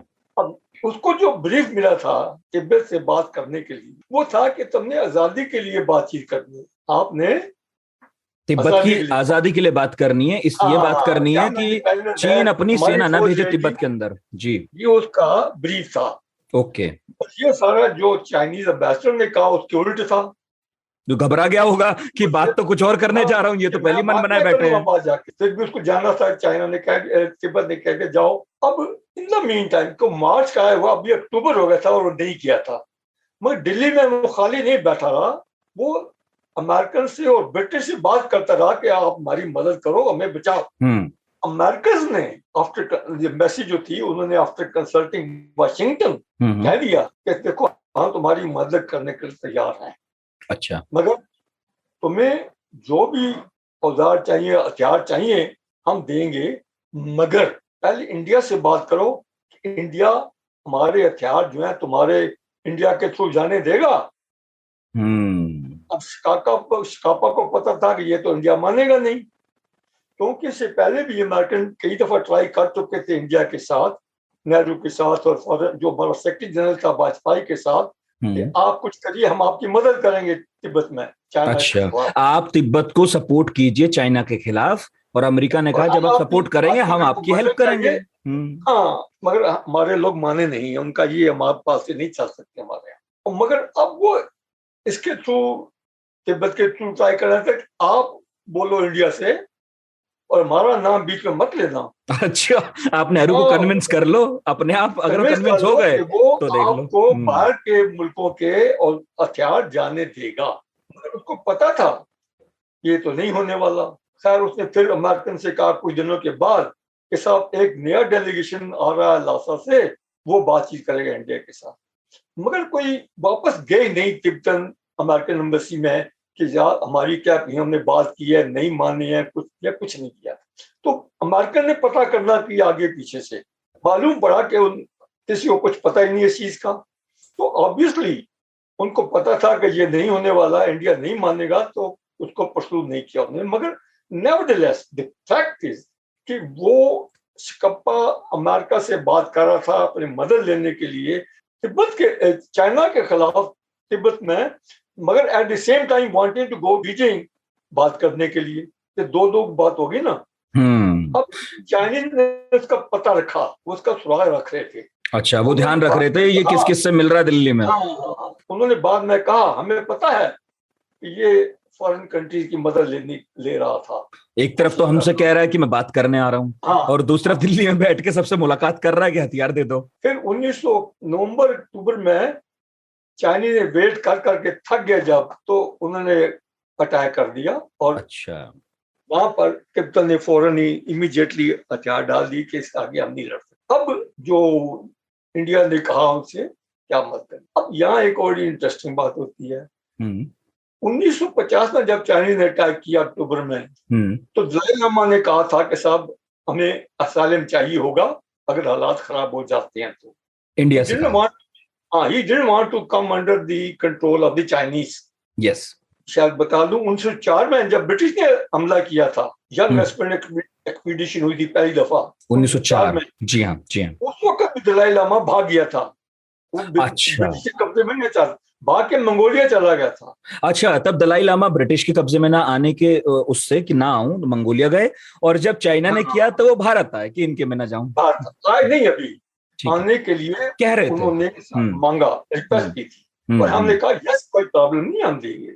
नेहरू ने कहा। अब जी। जब बात शुरू होने लगी अप्रैल मई 1951, चौबे लाई प्राइम मिनिस्टर ने हमारे एम्बेसडर से दो बातें कही, वो बड़ी जरूरी हैं। एक तो कहा कि देखिए, आपने जो असालम शुलम की बात की है वो मत करिएगा, आप बिल्कुल उसको असालम मत दीजिए। अच्छा। अगर आप देंगे आपके हमारे रिलेशन खराब हो जाएंगे, they will come under dark cloud. ये वार्निंग दे दी चाउवन लाई ने, पीएम चाइना, चौबे लाई ने, हमारे जो वहां पर एम्बेसडर थे बीजिंग में, उनको बुला के कह दिया, उनसे कह दिया कि ये देखो, अगर आपने उसको आने की इजाजत दी, सालेम दिया, आपके हमारे रिलेशन खराब होते हैं। नंबर 2, अगर दलाई लामा ने सालेम लिया, छोड़ के तिब्बत से आया, तो कब्जा तो हम कर ही लेंगे, कब्जा तो हम कर ही लेंगे, थोड़ा खून खराबा होगा। ये वार्निंग उनको भी दे दी, चाइनीज तिब्बत को भी। अगर दलाई लामा आया, हमने कब्जा तो कर भी लेना है, एक थोड़ा खून खराबा होगा। तो जब हमें ये वार्निंग मिली कि अगर आपने बुलाया, उसको आने दिया तो गड़बड़ हो जाएगी, तो हमने अपने वहाँ जो रिप्रेजेंटेटिव था, पॉलिटिकल ऑफिसर था, उससे कहा भैया जाके बोल दो तिब्बतन को, सीधा मत बोलो, टैक्टफुली बोलना कि बेटर रहेगा कि अपने मुल्क में ठहरे और अपने लोगों को गाइडेंस दे, लीडरशिप दे, यहाँ ना आए। अब वो भी समझ गए कि सीधे सीधे मना नहीं कर रहे हैं, लेकिन मना ही कर रहे हैं कि आना मत। ठीक है। हाँ, और फिर दलाई लामा नहीं आया। तो ये भी साथ साथ चल रहा था। हम भी ये रख रहे थे कि चाइनीज के वार्निंग के खिलाफ को यहाँ पर ना आने दिया जाए। और फिर दलाई लामा भी नहीं आया, तो वो दूसरी वार्निंग की जरूरत ही नहीं फिर पड़ी कि खून खराबा तो हो जाएगा। और वैसे भी तिब्बतन जो डेलीगेशन गया था, जब उन्होंने कहा कि साइन करना तो करो, नहीं तो जाओ, हम कब्जा कर लेंगे, तो उन्होंने भी साइन कर दिए। हाँ। अब दलाई लामा जो था वो बड़ा परेशान था, क्योंकि उसको एग्रीमेंट को दलाई लामा ने भी एक्सेप्ट करना था। सॉवरेन तो वही है ना। सही बात है, मालिक तो वही थे तिब्बत के, देखा जाए तो वही था। तो चाइनीज वर इंटरेस्टेड, वो भी साइन करे। हाँ, माने डेलीगेशन से तो चाइनीज ने किसी तरह करा लिए, लेकिन दलाई लामा से कराना टेढ़ी खीर था। अच्छा, अब अमेरिकन के ये हम देखिए, वो नहीं चाहते थे कि दलाई लामा इस पे एग्री करे। तो उसको कहा कि साहब आप मत करिएगा इसको, आप इसको अप्रूव मत करिएगा, अगर जरूरत पड़ी तो आप सालेम ले लीजिए। श्रीलंका, उसको सिलोन कहते थे, या थाईलैंड में। अच्छा, वहां पर आपको थोड़ी आजादी रहेगी। आप सिलोन जाइए, थाईलैंड जाइए, लेकिन इस कागज पे साइन मत कीजिएगा। जब तक इस कागज पे आप साइन नहीं करेंगे, तब तक तिब्बत पूरी तरह चीन के कब्जे में माना भी नहीं जाएगा ऑफिशियली। अब तिब्बत को मनाने के लिए अमेरिकन ने क्या किया, ताकि कम्युनिकेशन, कालिम्पोंग में तिब्बतन का ऑफिस था। कालिम्पोंग, जी हाँ, भारत में। एक अपने अफसर को जो कलकत्ता कॉन्सुलेट में था, उसको उसकी फैमिली समेत छुट्टी पे वहां भेज दिया, ऐश कर जाके तू। अच्छा, भेजा छुट्टी पे। एक्चुअली उसका काम था उनसे लिहाज करना, तिब्बतन से छुट्टी जाके मना बेशक, मगर उनसे बातचीत भी करता रहा और हमें बताता रहा कि क्या पोजीशन है। ओके। दलाई लामा को प्रिवेंट करने की क्या प्रोग्रेस है कि वो साइन ना करे। तो फिर लास्ट में दलाई लामा ने अपने लोग और उससे ये कहा, अगर तुम्हें असालम की जरूरत, इन जगह नहीं जाना चाहते, अमेरिका भी आना चाहते हो, तो हम तुम्हें अमेरिका में दे देंगे सालेम। अच्छा। और पहले खर्चा देने के लिए टूटा कर रहे थे, बाद में खर्चे के लिए मांग गए। यानी American went to this extent कि आप आ जाइए वहां, अब साइन मत कीजिए इसको, बस साइन मत करना, देख लेंगे बात। जी। अब दलाई लामा ने फिर सलाहकारों से सलाह की, तो ये फाइनली डिसाइड हुआ कि साइन कर दो। तो ये जो एग्रीमेंट मई में साइन हुआ था, दलाई लामा ने अक्टूबर में जाके इसकी अप्रूवल दी। हाँ, खींचते रहे और वो 17 पॉइंट्स एग्रीमेंट इसको कहते हैं, और उसको फाइनली साइन कर दिया। हाँ। लेकिन सर, भागना तो दलाई लामा को फिर भी पड़ा, असाइलम तो फिर भी लेना पड़ा, वो क्या कहानी? वो तो 1959 में भागे ना। हाँ सर, क्या हुआ था उस वक्त? फिर वही बात हुई कि विद इन चाइना प्रॉब्लम हो गई चाइनीज के लिए। चाइनीज जो थे, अब 1951 के बाद उन्होंने पूरा कब्जा कर लिया था। एक एडमिनिस्ट्रेटिव ऑर्गेनाइजेशन थी जिसका हेड भी जो था वो चाइनीज था। दलाई लामा की कुछ नहीं चलती थी। सारा एडमिनिस्ट्रेशन प्रैक्टिकली जो मिलिट्री कंट्रोल था उसके पास था, मिलिट्री अफसरों के पास था, चाइना के। और हाँ, और चाइनीज वैसे भी बड़े परेशान, तिब्बतन वैसे भी बड़े परेशान थे चाइनीज, क्योंकि जगह जगह चाइनीज आ गए, जगह जगह उन्हें नाके लगा लिए, जगह जगह वो ज्यादती भी करते थे। फिर तो वो खुल खुल के खेल रहे थे, एक बार साइन हो हाँ, गया, घुस क्योंकि गए। जब उनके कब्जे में आ गया सब कुछ, तो और उन्होंने अपना कब्जा जमाना था दोबारा से। यहाँ पर एक और छोटी सी बात कहानी बता दूं। बताइए। जब चाइनीज आर्मी आ गया तिब्बत में 1951 के बाद, तो वहां फूड की शॉर्टेज होने लगी, जी। क्योंकि तिब्बत में इतना ही पैदा होता था कि जो उनके लिए काफी था। अब अगर हजारों आर्मी के और आ जाएं तो राशन की कमी होने लगी। बिल्कुल।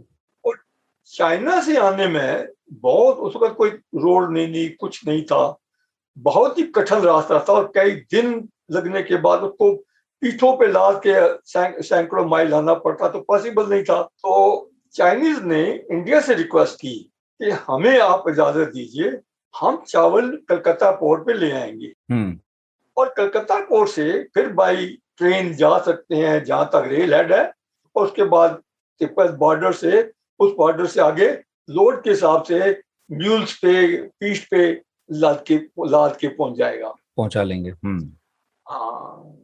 अब हमारे पॉलिटिकल ऑफिसर जो गैंगटॉक में थे, और जो हमारा दफ्तर इंचार्ज था लासा में, सुमन सिन्हा, उधर रेश्वर दयाल थे गैंगटॉक में, तो उन्होंने सलाह दी, साहब आप इनको इजाजत मत दीजिए, क्योंकि अगर इनको राशन पूरा मिलता गया वहां पर, तो ये फौज और बढ़ा लेंगे, ये इवन तो चाइनीज तिब्बतन ये समझेंगे आप इनकी मदद कर रहे हैं हमें कब्जा, हमारे ऊपर कब्जा करने की। और ना तो तिब्बतियों को लगना चाहिए कि आप चीन की मदद कर रहे हो, ना चीनियों को लगना चाहिए तिब्बतियों की मदद कर रहे हो। तो तिब्बत कहेंगे, साहब आप हमारे को उनका अधीन पूरी तरह से बनाने के लिए आप इनकी और आदमी ला सके, इनकी मदद कर रहे हैं। सही बात है, सप्लाई चेन दे रहे हैं। That was the point of view of both the political officer and the mission in charge Lasa. और पंडित जी ने दोनों को डांट दिया। अच्छा। आपको पता नहीं हमारी क्या पॉलिसी है, चाइना हमारे लिए बहुत इंपॉर्टेंट है, और इजाजत दे दी कि आप चावल भेजो। ये भी एक छोटी सी कहानी है इसके साथ। हाँ, ये बड़ा, तो इसीलिए तो सर ये सवाल उठता है, जो मेरा अगला सवाल भी है, कि क्या नेहरू की तिब्बत पॉलिसी कुछ कंफ्यूज्ड थी, या वो अपने सलाहकारों की नेक सलाहों को दरकिनार करते रहे जानबूझकर, या फिर खुद उन्हें भ्रम में रखा गया, उनके ऑफिसर्स ने रखा, या तिब्बतियों ने रखा, शकाप्पा जैसे ने, या चाइनीज ने रखा?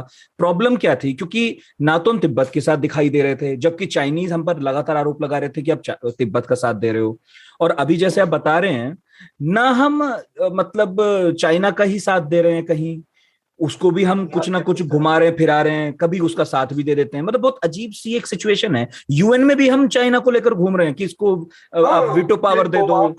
यूएन में भी एक कहानी है, हम रोज वहां पर देते जिनको ले, जो इनका वो जो कुओमिंटांग गवर्नमेंट है जी, उसको हटाओ, क्योंकि वो तो फार्मूसा जाकर उन्होंने एक गवर्नमेंट बना ली थी एग्जाइल की। हाँ, वो तो हार गए थे, भागकर ताइवान में छिप गए। ताइवान छुप गए, वहां गवर्नमेंट बनाई, मतलब उनको अमेरिका की सपोर्ट थी ना, अमेरिका का सपोर्ट था, बिल्कुल कर रहा था। बिल्कुल। तो जब वो जब यूएन बनी थी, तो ये सारे विक्टोरियस पावर 5 थे, रशिया, अमेरिका, इंग्लैंड, फ्रांस और चाइना। ये चारों पांचों कंट्रीज वीटो पावर के साथ परमानेंट मेंबर थे।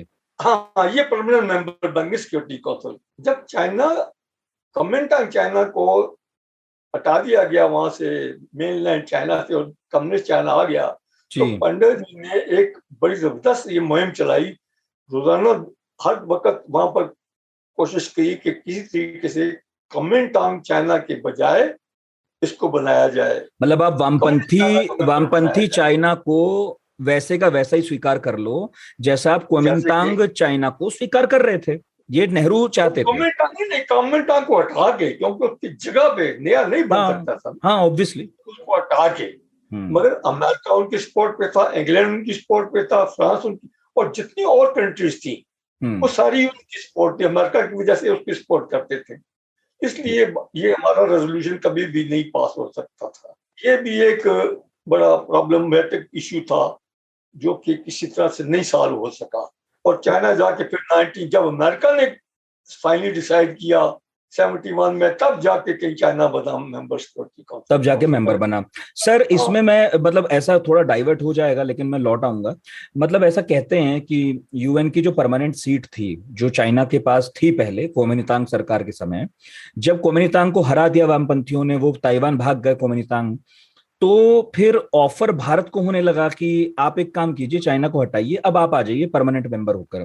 तो ऐसा कहते हैं और आपकी किताब में हल्का सा जिक्र भी है, और अभी हाल के दिनों में बात आई कि नेहरू ने इसे मना कर दिया, कहा कि देखिए साहब ऐसा मत कीजिए, क्योंकि उन्हें डर था कि यदि हम चीन की जगह लेंगे तो वामपंथी चीन जो बिल्कुल हमारे पड़ोस में है वो हमारा दुश्मन बन जाएगा, और एक परमानेंट सीट के चक्कर में हम एक परमानेंट दुश्मन तो नहीं पाल सकते। तो ऐसा कुछ हुआ था क्या? हुआ था।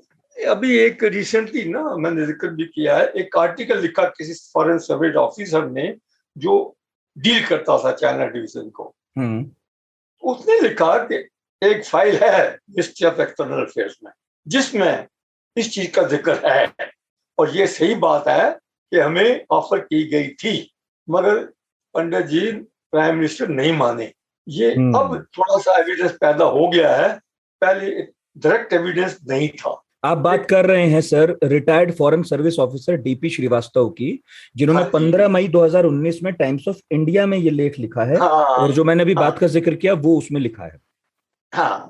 ओके, कि 1950 में ये संभव था जी। उससे पहले कई दफा ये ख्याल किया गया था, एक इंडिकेशन थी कि ऐसी कोई चीज है, मगर एविडेंस नहीं था उसका, इसलिए आदमी सर्टेनिटी से नहीं कह सकता था। अभी ये आर्टिकल अब कहां तक ऑथेंटिक है, इसको डिनाई तो नहीं किया किसी ने कि साहब नहीं जो उसने लिखा है बकवास है। जब एक आर्टिकल में ये चीज कही गई तो पब्लिकली कही गई, तो किसी ने मिनिस्ट्री ऑफ एक्सटर्नल ने भी डिनाई नहीं किया।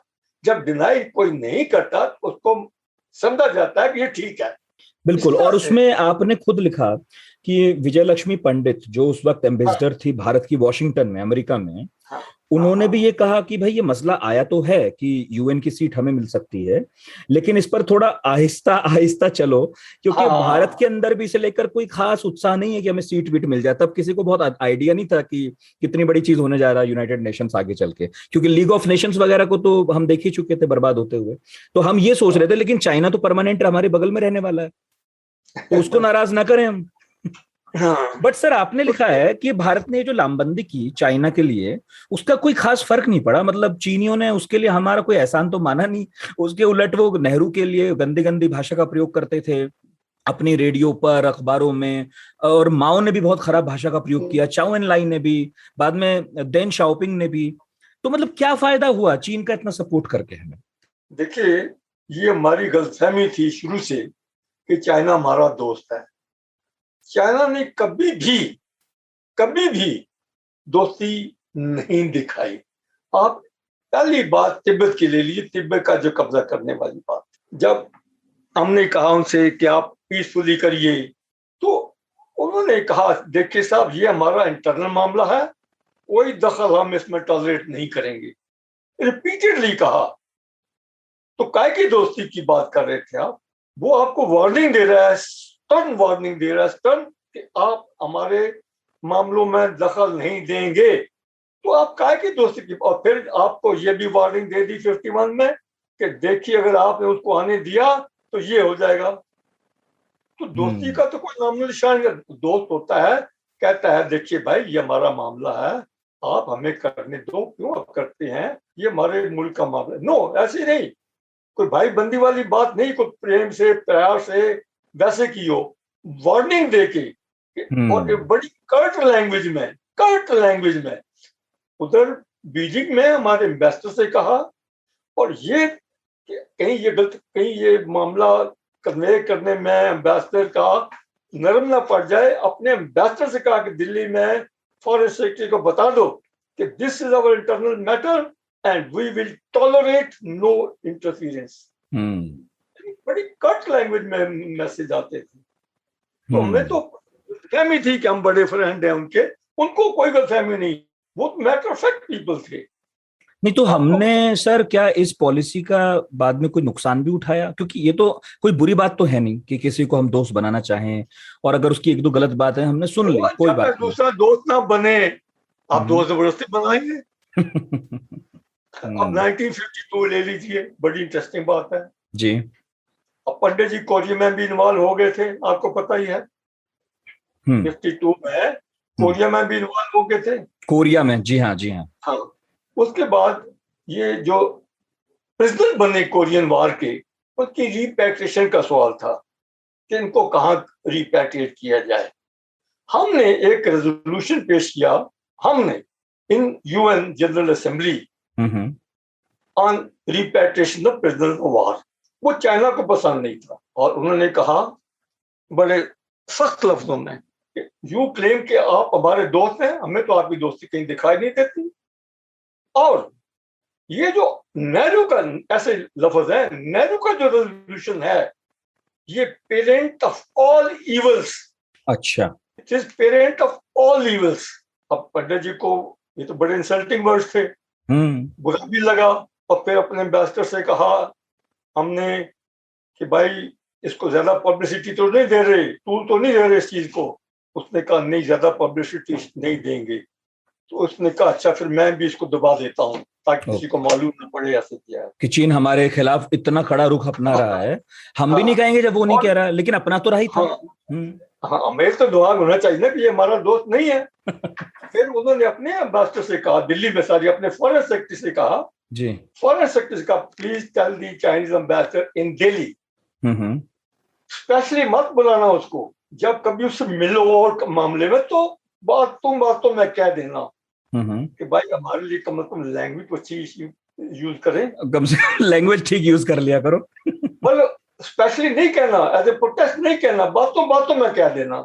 सर क्यों, मतलब क्यों इतने हम कमजोर चाइना के सामने थे? और सुनिए, और फिर फाइनली क्या कहा, एम्बेसडर को चिट्ठी लिखी कि देखिए मैं चाइना की फ्रेंडशिप लूज नहीं करना चाहता।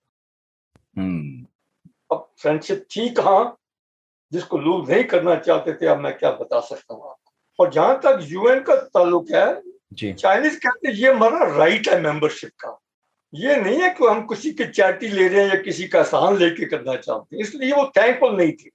हाँ, उनका ये कहना होगा कि भाई चीन में किसकी सरकार आए किसकी जाए इससे आपका क्या लेना देना, चीन को वहां सीट मिली है, सरकार कुछ भी बनती रहे हमारे यहाँ। अगर दूसरे लोग, दूसरी कंट्रीज हमें डिनाई कर रही हैं, it is hostility on their part against us.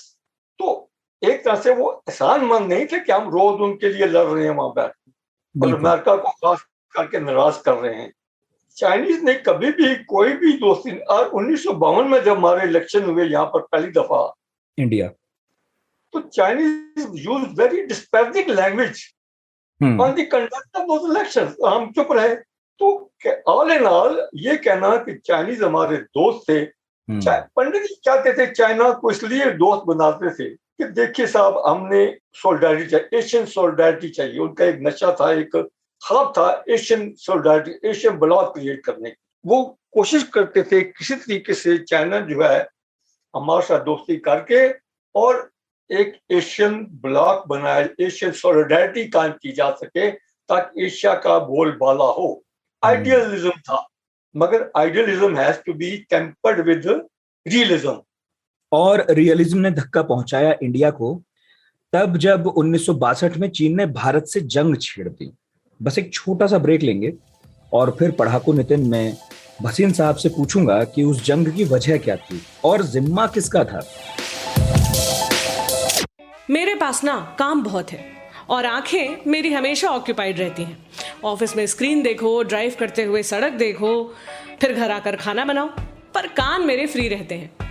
इन कान से भी मैं बहुत काम करती हूँ, मास्क टिकाती हूँ, चश्मा लगाती हूँ और सुनती हूँ आज तक रेडियो, क्योंकि पॉडकास्ट की बात ही अलग है। आप भी सुनकर देखो आज तक रेडियो, सुनता है सारा जहां। Welcome back. नेहरू के आइडियलिज्म को धक्का लगा 1962 में। सर थोड़ा सा बताएंगे मुझे कि वो क्या परिस्थितियां थी जिसमें 1962 में फाइनली चीन ने सीधा हमला ही कर दिया और नेहरू को बहुत बड़ा धक्का लगा। जहां हमें शुरू करना पड़ेगा 1954 से। उससे पहले ये है कि ये जो झगड़ा वो था जिसकी वजह से लड़ाई हुई, वो लद्दाख का बॉर्डर था। लद्दाख का बॉर्डर जो था वो लगता है अक्साई चीन से, और ये जो हिस्सा था अक्साई चीन और तिब्बत का, ये अनडिमार्केटेड था। इस पे ब्रिटिश का और चाइना का आपस में कोई फैसला नहीं हो सकता कि बॉर्डर कहाँ हो, तो ये इसको ब्रिटिश ने अनडिफाइंड छोड़ दिया, और नक्शे पे लिखा हुआ था अनडिफाइंड, बॉर्डर अनडिफाइंड। 1947 में जब हम आजाद हुए, जो नक्शा में मिला सर्वे ऑफ इंडिया का बनाया हुआ, उसमें लिखा था बॉर्डर अनडिफाइंड। एक मुसीबत और छोड़कर गए थे वो हमारे लिए। हाँ, अच्छा, अब 1949 में 49 में government and China in is last days, जब गिरने से खत्म मरने से पहले हमारे एम्बेसडर से कहा साहब हम ये बॉर्डर जो अनडिफाइंड है को सेटल करना चाहते, तो दिल्ली ने कहा भैया आप उनसे कहिए कि इन दिस अनसेटल्ड कंडीशंस, ये बदअमनी वाली हालात में ये नहीं हो सकता। इसका ये मतलब है जब पोजीशन सेटल होगी तो करेंगे। मतलब जब तुम्हारे यहाँ झगड़ा वगड़ा खत्म हो जाए तब बात कर लेना इसकी, अभी तुम अपना देख लो। अच्छा, वहां पे बात खत्म होगी। वो उनके बाद गवर्नमेंट गिर गई, गवर्नमेंट टांग और खत्म। अब 1951 में, सॉरी 53 में, 53 में हमारी 1954 में बातचीत हुई तिब्बत के ऊपर, आपको पता है एक तिब्बत का एग्रीमेंट हुआ था। 1954 में जी हमारा तिब्बत पे एग्रीमेंट हुआ चाइना के साथ 54 में। उससे पहले क्योंकि चाइनीज में जो टॉक थी चाइना में, वो 1 जनवरी 1954 को शुरू हुई थी। उससे पहले दिल्ली में ये फैसला करना था कि क्या क्या डिस्कस करना और क्या हमारा स्टैंड होना चाहिए। अब उससे पहले ये लंबी चौड़ी कहानी है ना, सारी इंटरलिंक्ड है। 1952 में 2 अगस्त 1952 में हमारे गवर्नमेंट ने एक नोट दिया चाइनीज गवर्नमेंट को इन बीजिंग कि जो तिब्बत पे हमारे और तुम्हारे डिफरेंस हैं वो 7 किस्म के हैं, हमें आपसे 7 किस्म पे बातचीत करनी है, इन मैटर को सुलझाना है। वो थे हमारी जो ट्रेड एजेंसी थी, ऑफिस था, ट्रैवल था, पिलग्रिमेज था, इन बारे में बॉर्डर नहीं मेंशन की गई उसमें। यानी ये नहीं था कि हमने बॉर्डर भी सेटल, बॉर्डर पर बात नहीं करनी है, हाँ बाकी ऊपर नहीं करनी नहीं, मतलब था नहीं। अब हमारे जो पहले वाजपेयी साहब सेक्रेटरी जनरल थे मिनिस्ट्री ऑफ एक्सटर्नल अफेयर में, वो बाय दिस टाइम 53 तक he had become governor of Bombay state थी, उसके वो गवर्नर थे।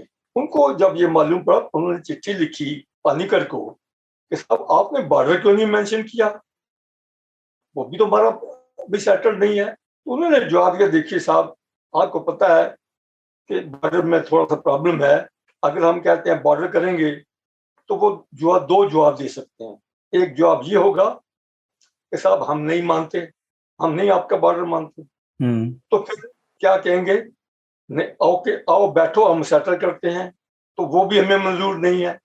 तो ना वो मंजूर है ना ये मंजूर है, इसलिए हम डिस्कस ही नहीं करते। अच्छा, इससे पहले पंडित जी ने क्या इंस्ट्रक्शन दी थी पानीकर को जब ये जा रहा था बीजिंग अपनी असाइनमेंट के लिए, देखो हमारा बॉर्डर हमें मालूम है कहाँ है, और हमें क्योंकि मालूम है इसलिए आप अगर बॉर्डर की बात करेंगे चाइनीज के साथ, वो समझें कि हमें अपने बॉर्डर के बारे में शक है।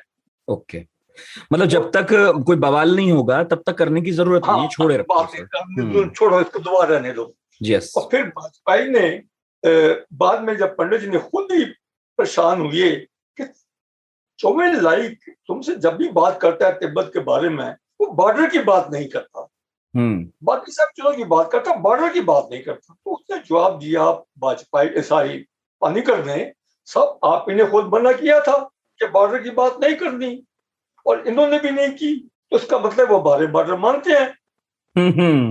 हमने एज्यूम कर लिया कि वो हमारे बॉर्डर मान रहे हैं, इसलिए वो भी नहीं कह रहे हैं कुछ भी, अनडिफाइंड छोड़े रखो।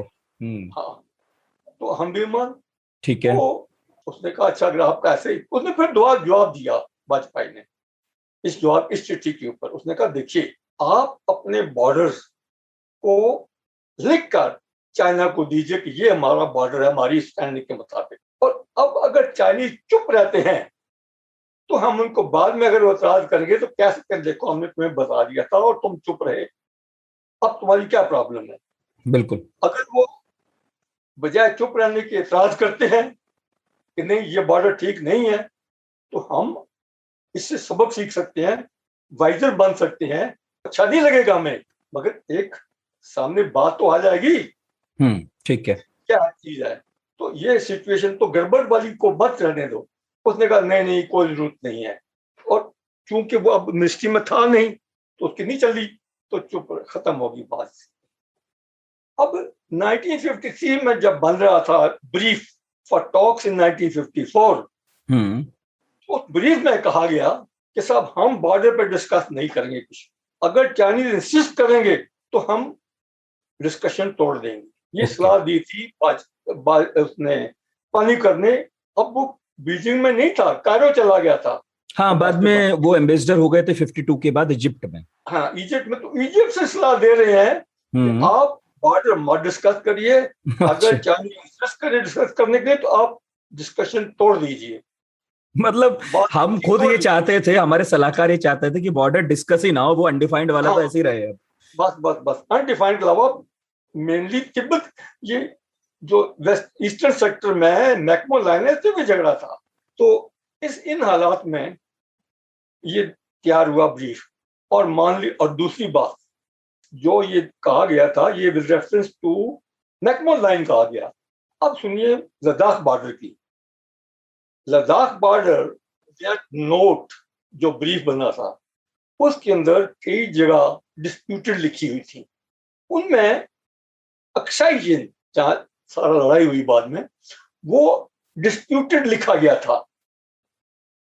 उस ब्रीफ में वो डिस्प्यूटेड था मेंशन जी। और किसने उसको ये नहीं कहा कि भाई ये डिस्प्यूटेड है, इसका फैसला करना नहीं किया गया। उसको छोड़ दिया, कुछ भी नहीं कहा गया उसके बारे में, इग्नोर कर दिया। अब जब बीजिंग में बात शुरू हुई तो दिल्ली ने सजेस्ट किया एम्बेसडर को कि देखिए वेस्टर्न सेक्टर में, लद्दाख सेक्टर में 3 बॉर्डर पोस्ट हैं, बॉर्डर पासेस, उनको मेंशन करना एग्रीमेंट, क्योंकि ईस्टर्न सेक्टर में भी हम कर रहे हैं, तो वेस्टर्न सेक्टर में ये 3 पासेज जो हैं इनको भी डिस्कस करना।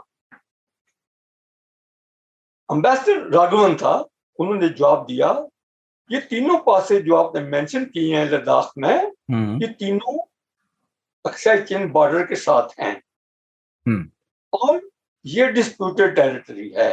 अगर मैं ये पासेज मेंशन करने की बात करता हूं तो बॉर्डर डिस्कस हो जाएगा। आपने कहा बॉर्डर डिस्कस नहीं करना, तो दिल्ली से जवाब दिया भूल जाओ पासेज को, कोई जरूरत नहीं डिस्कस करना। फिर छोड़ दिया, छोड़ दो, कोई जरूरत नहीं। अब बजाय आप उसको फैसला करें, आपने कहा कोई जरूरत नहीं, चलने दो, ऐसे ही चलने दो, डोंट मेंशन पासेस। ये एग्रीमेंट 29 अप्रैल 1954 को साइन होता है। अब जून में चौवन लाई आया था यहाँ पर, आपको याद होगा, जून 54 में भारत दौरा हुआ। जिनियो से वापस जा रहा था चाइना, तो रास्ते में ये ब्रो की जर्नी एट आवर इन्विटेशन, और उसमें पंडित जी की और चौवन लाई की लंबी चौड़ी बात हुई, मगर दुनिया के मामलों के बारे में। आपस की जो बायलैटरल मैटर था वो कोई डिस्कस नहीं हुआ, और बॉर्डर खास करके। ओके, अच्छा, अब वो वापस चला गया, अपना 2-3 दिन जो भी बातचीत करनी थी करके दुनिया के बखेड़े डिस्कस कर लिए। उसके बाद प्राइम मिनिस्टर ने एक नोट जारी किया, ऑर्डर जारी किया कि चूंकि हमारा बॉर्डर लद्दाख और अक्साई चिन का अनडिफाइंड है, तो पुराने नक्शे सारे वापस ले लो, क्योंकि नक्शों में अनडिफाइंड था ना जी। तो पुराने नक्शे सारे वापस ले लो और नए नक्शे बनाओ। उन नए नक्शों पे लाइन लगा दो, ये हमारा बॉर्डर है। अच्छा, अपने आप, और देयर इज नो नीड, उसको कोई डिस्कस करने की जरूरत नहीं है किसी के साथ। अच्छा, मतलब अब जो है नक्शे पर बॉर्डर बना लो, अनडिफाइंड नहीं रहे। हाँ। और डिस्कस भी मत करो, हम तो अपना बनाकर दिखाया करेंगे। अब बस हम कहेंगे ये हमारा बॉर्डर है बस, और हम किसी से बात नहीं करेंगे। और उसमें सर क्या क्या हिस्से शामिल कर लिए हमने उधर के? ये सारा अक्साई चिन कर लिया, अक्साई चिन हमने अपने में दिखा दिया, जो आज वाकई है भी नहीं। ठीक है, जो तो कतई डिफाइंड था। आपको पता होना चाहिए कि जो इंटरनेशनल बॉर्डर है वो एक कंट्री का बॉर्डर नहीं होता, 2 कंट्री का होता है। जब आप दूसरे कंट्री के साथ डिस्कस नहीं करेंगे और लाइन लगाएंगे तो झगड़ा होगा। आप अपने मुल्क की 2 स्टेट्स के बॉर्डर चेंज नहीं कर सकते अपने आप। उसमें भी आपको विधानसभाओं के पास जाना है, वहां से जाना पड़ेगा, बिल्कुल बातचीत करनी पड़ेगी, पार्टियों से बात करनी पड़ती है। ठीक बात है। और आप एक इंटरनेशनल बॉर्डर को जो दूसरे कंट्री का भी जिसमें हिस्सा है, आप यूनिलेटरी लाइन लगा रहे हैं तो झगड़े की जड़ तो पैदा हो गई। चाइनीज बड़े चालाक थे और इन्होंने ये भी कह दिया था पब्लिकली पंडित जी ने कि हमारा यही बॉर्डर है, हम डिस्कस नहीं करके किसी से। तो चौमेलाई भी चुप रहा। मगर जब 1954 में ही अक्टूबर में पंडित जी गए चाइना तो चौमेलाई ने उनसे कहा देखो हमारे बॉर्डर अनडिफाइंड हैं। उन्होंने ये नहीं कहा कि आपने मरे, उसने उस बारे में कुछ नहीं कहा। उसने इतना ही कहा देखिए हमारे जो बॉर्डर हैं ये अनडिफाइंड है, not only with India with all the country. अच्छा, हम हाँ yes they were very honest in admitting कि हमारे बॉर्डर जो हैं सारे अनडिफाइंड है, नहीं है प्रॉपर्ली डिफाइंड। हम इनको सर्वे करके दूसरी कंट्री के साथ मिलके सर्वे करेंगे और डिस्कस करने के बाद दूसरी कंट्री के साथ फिर हम लाइन लगाएंगे। अब ना इसी वक्त ये जो है पॉइंट, ये जो हमारे मिनट्स हैं उसमें नहीं है। अच्छा, ये चाइना ने बाद में अपने मिनट्स का एक्सट्रैक्ट दिया कि ये हमने उस वक्त पंडित प्राइम मिनिस्टर कह दिया था और प्राइम मिनिस्टर उस वक्त थे और उन्होंने डिनाई नहीं किया इसको। मगर जो प्राइम मिनिस्टर ने खुद मिनट्स लिखे थे डिस्कशन के उसमें ये नहीं था। उसमें बात क्या था, उसमें ये बात नहीं है कि उन्होंने ये कहा। उसमें ये था प्राइम मिनिस्टर ने कहा देखिए बर्मा के बॉर्डर को, बर्मा को प्रॉब्लम है आपके बॉर्डर से, तो उसके साथ हमें भी थोड़ी सी प्रॉब्लम है। तो आपको कैसा लगेगा अगर हम तिब्बत को अपने मुल्क में अपने नक्शे में अपना दिखाएं, मगर मुझे मालूम है कि आप ये का ये मतलब नहीं है, आपके ये नक्शे पुराने हैं और आपका ये मतलब नहीं है। तो आपने खुद ही डिफेंस दे दिया उस चीज का, बजाय उसको बोलने के उसके फिर कुछ नहीं बोला। जब आप ये उसके डिफेंस दे रहे हैं तो वो कुछ भी नहीं बोला। 1958 में एक छोटे स्केल का मैप वो चाइनीज ने निकाला और उसमें इस बॉर्डर को अनडिफाइंड रखा। अच्छा, उन्होंने अपने हिसाब से जैसे था वैसे रखा, उन्होंने अपना स्टैंड चेंज नहीं किया। हाँ अपना क्यों करते, बॉर्डर डिफाइन होना चाहिए, डिमार्केट होना चाहिए, सर्वे के बाद डिस्कशन के बाद तो ठीक है। और सुप्रीम कोर्ट ने भी क्या रखा है कि अगर बॉर्डर डिमार्केशन में सर्वे में अगर थोड़ा बहुत बॉर्डर आगे पीछे होता है, it is not considered section of territory. इसका ये मतलब नहीं है कि आपने जमीन अपनी दे दी किसी को। ये डिस्कशन ये नॉर्मल है चीज बिटवीन कंट्रीज। ठीक है। तो फिर जब हमने उनको प्रोटेस्ट किया कि साहब आपने अपने नक्शे में जो बनाया है, इसमें मैप दिया है, उसमें तो आपने इसको फिर अनडिफाइंड रखा हुआ है, हमसे तो लाइन लगा दी है, आप हमारी लाइन लगा लो। तो चाइनीज ने कहा देखो भैया हम आपको पहले बता चुके हैं कि हम अपने नक्शे सर्वे के बाद डिस्कशन के बाद चेंज करेंगे और हम आपके नक्शों के मुताबिक नहीं कर सकते, सर्वे करेंगे which is I think reasonable, very reasonable. अच्छा, हाँ कि हम सर्वे करेंगे फिर आपसे बात करेंगे कि बॉर्डर कहाँ होना चाहिए, क्या हिस्ट्री है क्या नहीं है, और फिर नक्शा चेंज करेंगे अपना। That is how things are done. अभी हमने जब बांग्लादेश के साथ किए तो दोनों चीजों में बातचीत हुई, सर्वे हुई, तब जाके बॉर्डर नक्शे बनाए गए, दोनों ने साइन किए नक्शों को, तब जाके बॉर्डर चेंज हुआ है। 1958-59 में हमने वेस्ट पाकिस्तान के साथ बॉर्डर भी रीडिफाइन किया था। जो रेडक्लिफ ने लाइन लगाई थी उसमें कई कमियां थी। 1950 शेख और स्वर्ण सिंह की बात, शेख उनका जो होम मिनिस्टर था, हमारी तरफ स्वर्ण सिंह की बातचीत के बाद सारा एरिया को मैपिंग की गई, सर्वे किया गया और नए नक्शे बनाए गए, दोनों की रजामंदी से बने थे। उसके अंदर हमको 8 स्क्वायर किलोमीटर जगह का फायदा हुआ था। जी, फायदा हो या नुकसान हो और चीज है, लेकिन बॉर्डर आपके हिसाब, आपने जो बताया कि भाई प्रॉपर सर्वे करके और उसके हिसाब से बनना चाहिए। जी, बातचीत करके दोनों मुल्कों में, ठीक है, और एक एग्रीड बॉर्डर बनाया जा सकता है। आप अपने आप इंटरनेशनल बॉर्डर पे लाइन नहीं लगा सकते। अच्छा, अब आपने लगा दी और जब चाइना ने कहा साहब आप बात कीजिए, इनको सर्वे करते हैं दोबारा, हमारे बॉर्डर जो है चाहे ईस्ट का है चाहे वेस्ट का है, चाहे वो नीफा वाला है या ये है लद्दाख वाला, दोनों कभी भी सर्वे नहीं हुए हैं, ये रफ बॉर्डर हैं। हमें आपस में सर्वे करके बातचीत करके नए बॉर्डर बनाने चाहिए। ये पंडित जी को मंजूर नहीं था। वो कहें कि ईस्टर्न सेक्टर में तो मैकमोहन लाइन हमारा बॉर्डर है, और वेस्टर्न सेक्टर में that is the Ladakh border में, though it is not surveyed and all that, it is well known by usages and custom.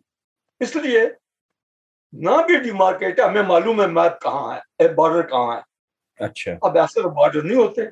China ने कहा देखिए हम मॉडर्न कंट्रीज हैं, आजकल सर्वे के सारे इंस्ट्रूमेंट्स हैं, एक बकायदा सर्वे करने के बाद हम अपने बॉर्डर्स को डिमार्केट करते हैं।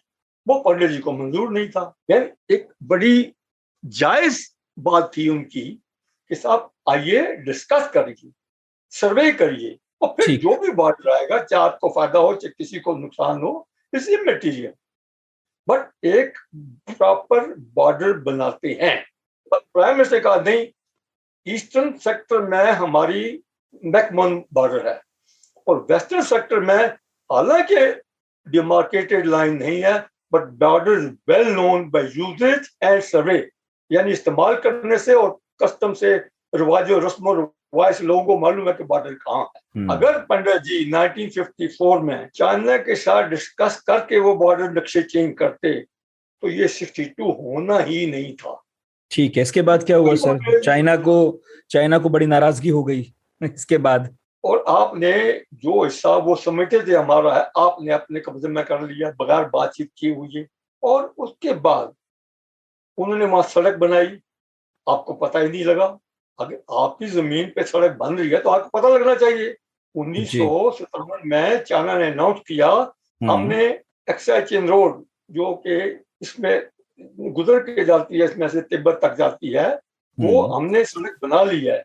और उन्होंने ये भी कहा कि 1950 में जब हमने चाइना पे तिब्बत पे हमला किया था तो इसी रास्ते से किया था, और उसके बाद हम इस रास्ते को कई दफा और हमेशा इस्तेमाल कर रहे हैं।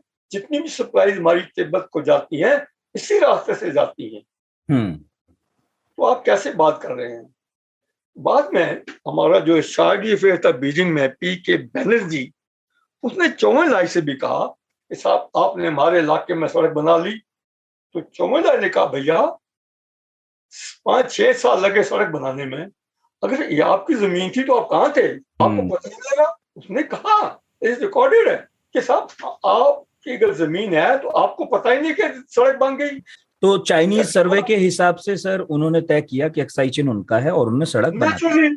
ठीक है। नेचुरली जब वो, हमने एक और बात सुन ली, जब हमने लाइन लगाई तो हमें चाहिए था ना वहां चेक पोस्ट बनाते, झंडा लगाते, कुछ आदमी वहां रखते। लाइन लगाने के बाद ना झंडा लगाया, ना चेक पोस्ट बनाई, ना आदमी पोस्ट किए, कुछ नहीं किया।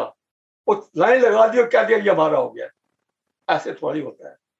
ठीक है सर। फिर उसके बाद फिर पंडित जी चाइना ने कहा साहब लेट अस डिस्कस। अब 1959 अक्टूबर जी में फॉरेन सेक्रेटरी सुबीमल दत्त ने एक भाषण दिया। गवर्नर कॉन्फ्रेंस होती है हर साल, आपको पता ही होगा।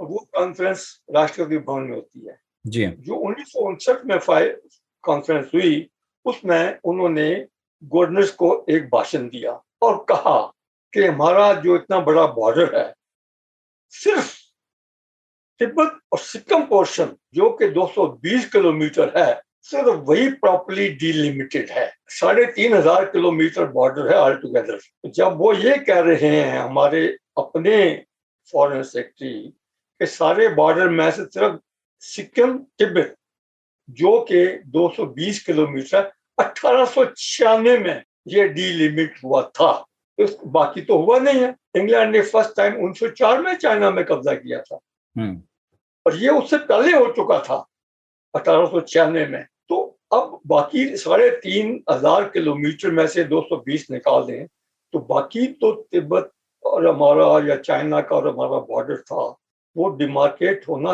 बाकी था। और करना चाहिए था या नहीं करना चाहिए। हमने उसे अगर यूं ही छोड़े रखा, केवल ये यूं छोड़ 220 रखा। किलोमीटर के आसपास का था जो था, बाकी सब तो हमने ऐसे ही छोड़ रखा था कि ठीक है, सब हाँ, मान रहे हैं, हम भी मान रहे हैं, मानते रहो, ऑफिशियल तो कुछ फिर नहीं बात करो, अब इसको फैसला करने के लिए आप बातचीत करो। वो बातचीत करने के तैयार नहीं थे। अब पढ़ने से कहे जा हमारा बॉर्डर वही है, बस हम बात नहीं करते आपसे। अब ऐसे तो नहीं होता भाई। ठीक है सर। अब लगता बड़ा बुरा है कहते हुए, बट ये फैक्ट है और रिकॉर्डेड है, और any number of documents are there. मैंने अपनी किताब में कोट किए हैं और मेरे 5 वॉल्यूम के अंदर सारे डॉक्यूमेंट हैं, और ये सारे सरकारी डॉक्यूमेंट्स हैं, सीक्रेट और टॉप सीक्रेट डॉक्यूमेंट्स हैं, और जो बताते हैं ये कहानी, ये मैं कहानी नहीं बता रहा, मैं तो एक मैसेंजर हूँ। ये कहानी सारी पूरी तरह से डॉक्यूमेंटेड है, जो भी मैं लफ्ज यहाँ कह रहा हूँ सारा डॉक्यूमेंटेड है, इसको कोई डिनाई नहीं कर सकता। ठीक है, तो सर क्या स्थिति फिर आखिर में, ये अब हम 1959 तक की बात कर रहे हैं, फिर ऐसी स्थिति का निर्माण हुआ कि चीन ने मिलिट्री एक्शन किया। हाँ, जब हमारे लोग मानने को तैयार ही नहीं थे। एक आर्टिकल लिखा है किसी चाइनीज स्कॉलर ने, वो मेरी किताब में उसका रेफरेंस है। उसने कहा कि साहब चूंकि 1960 की बातचीत जो हुई थी दिल्ली में, जिसमें काफी कोशिश की चाइना ने कि हम मान जाएं, इसको डिमार्केशन वाला करने के लिए फैसला कर लें, जब नहीं हुआ तो चाइनीज ने एक नतीजा निकाला कि साहब ये ऐसे तो बात नहीं बनने वाला, कुछ तो कुछ करना पड़ेगा, और उन्होंने डिप्लॉयमेंट शुरू कर दी थी 1960 के बाद। आफ्टर देखिए 12 अक्टूबर को पंडित जी ने कहा था एक कोलंबो जाते हुए एयरपोर्ट पे, which was the wrong thing, कि साहब मैंने फौज को हुक्म दे दिया है चाइनीज को बार मार के पटकाएं। वो 12 अक्टूबर को, 20 अक्टूबर को हमला शुरू हो गया ऑल अलोंग द बॉर्डर। ये एक हफ्ते में इतनी बड़ी फौज तो नहीं मोबिलाइज हो सकती। मोबिलाइजेशन पहले से थी ऑब्वियसली, चीनी पहले से ही आ गए थे सीमाओं पर, बिल्कुल। एक्चुअली अदरवाइज आप क्या समझते हैं कि 12 अक्टूबर को first time Prime Minister, while going to Colombo at the airport, Indian airport, gave this statement, I have asked the army to throw the Chinese out, which should never have been said.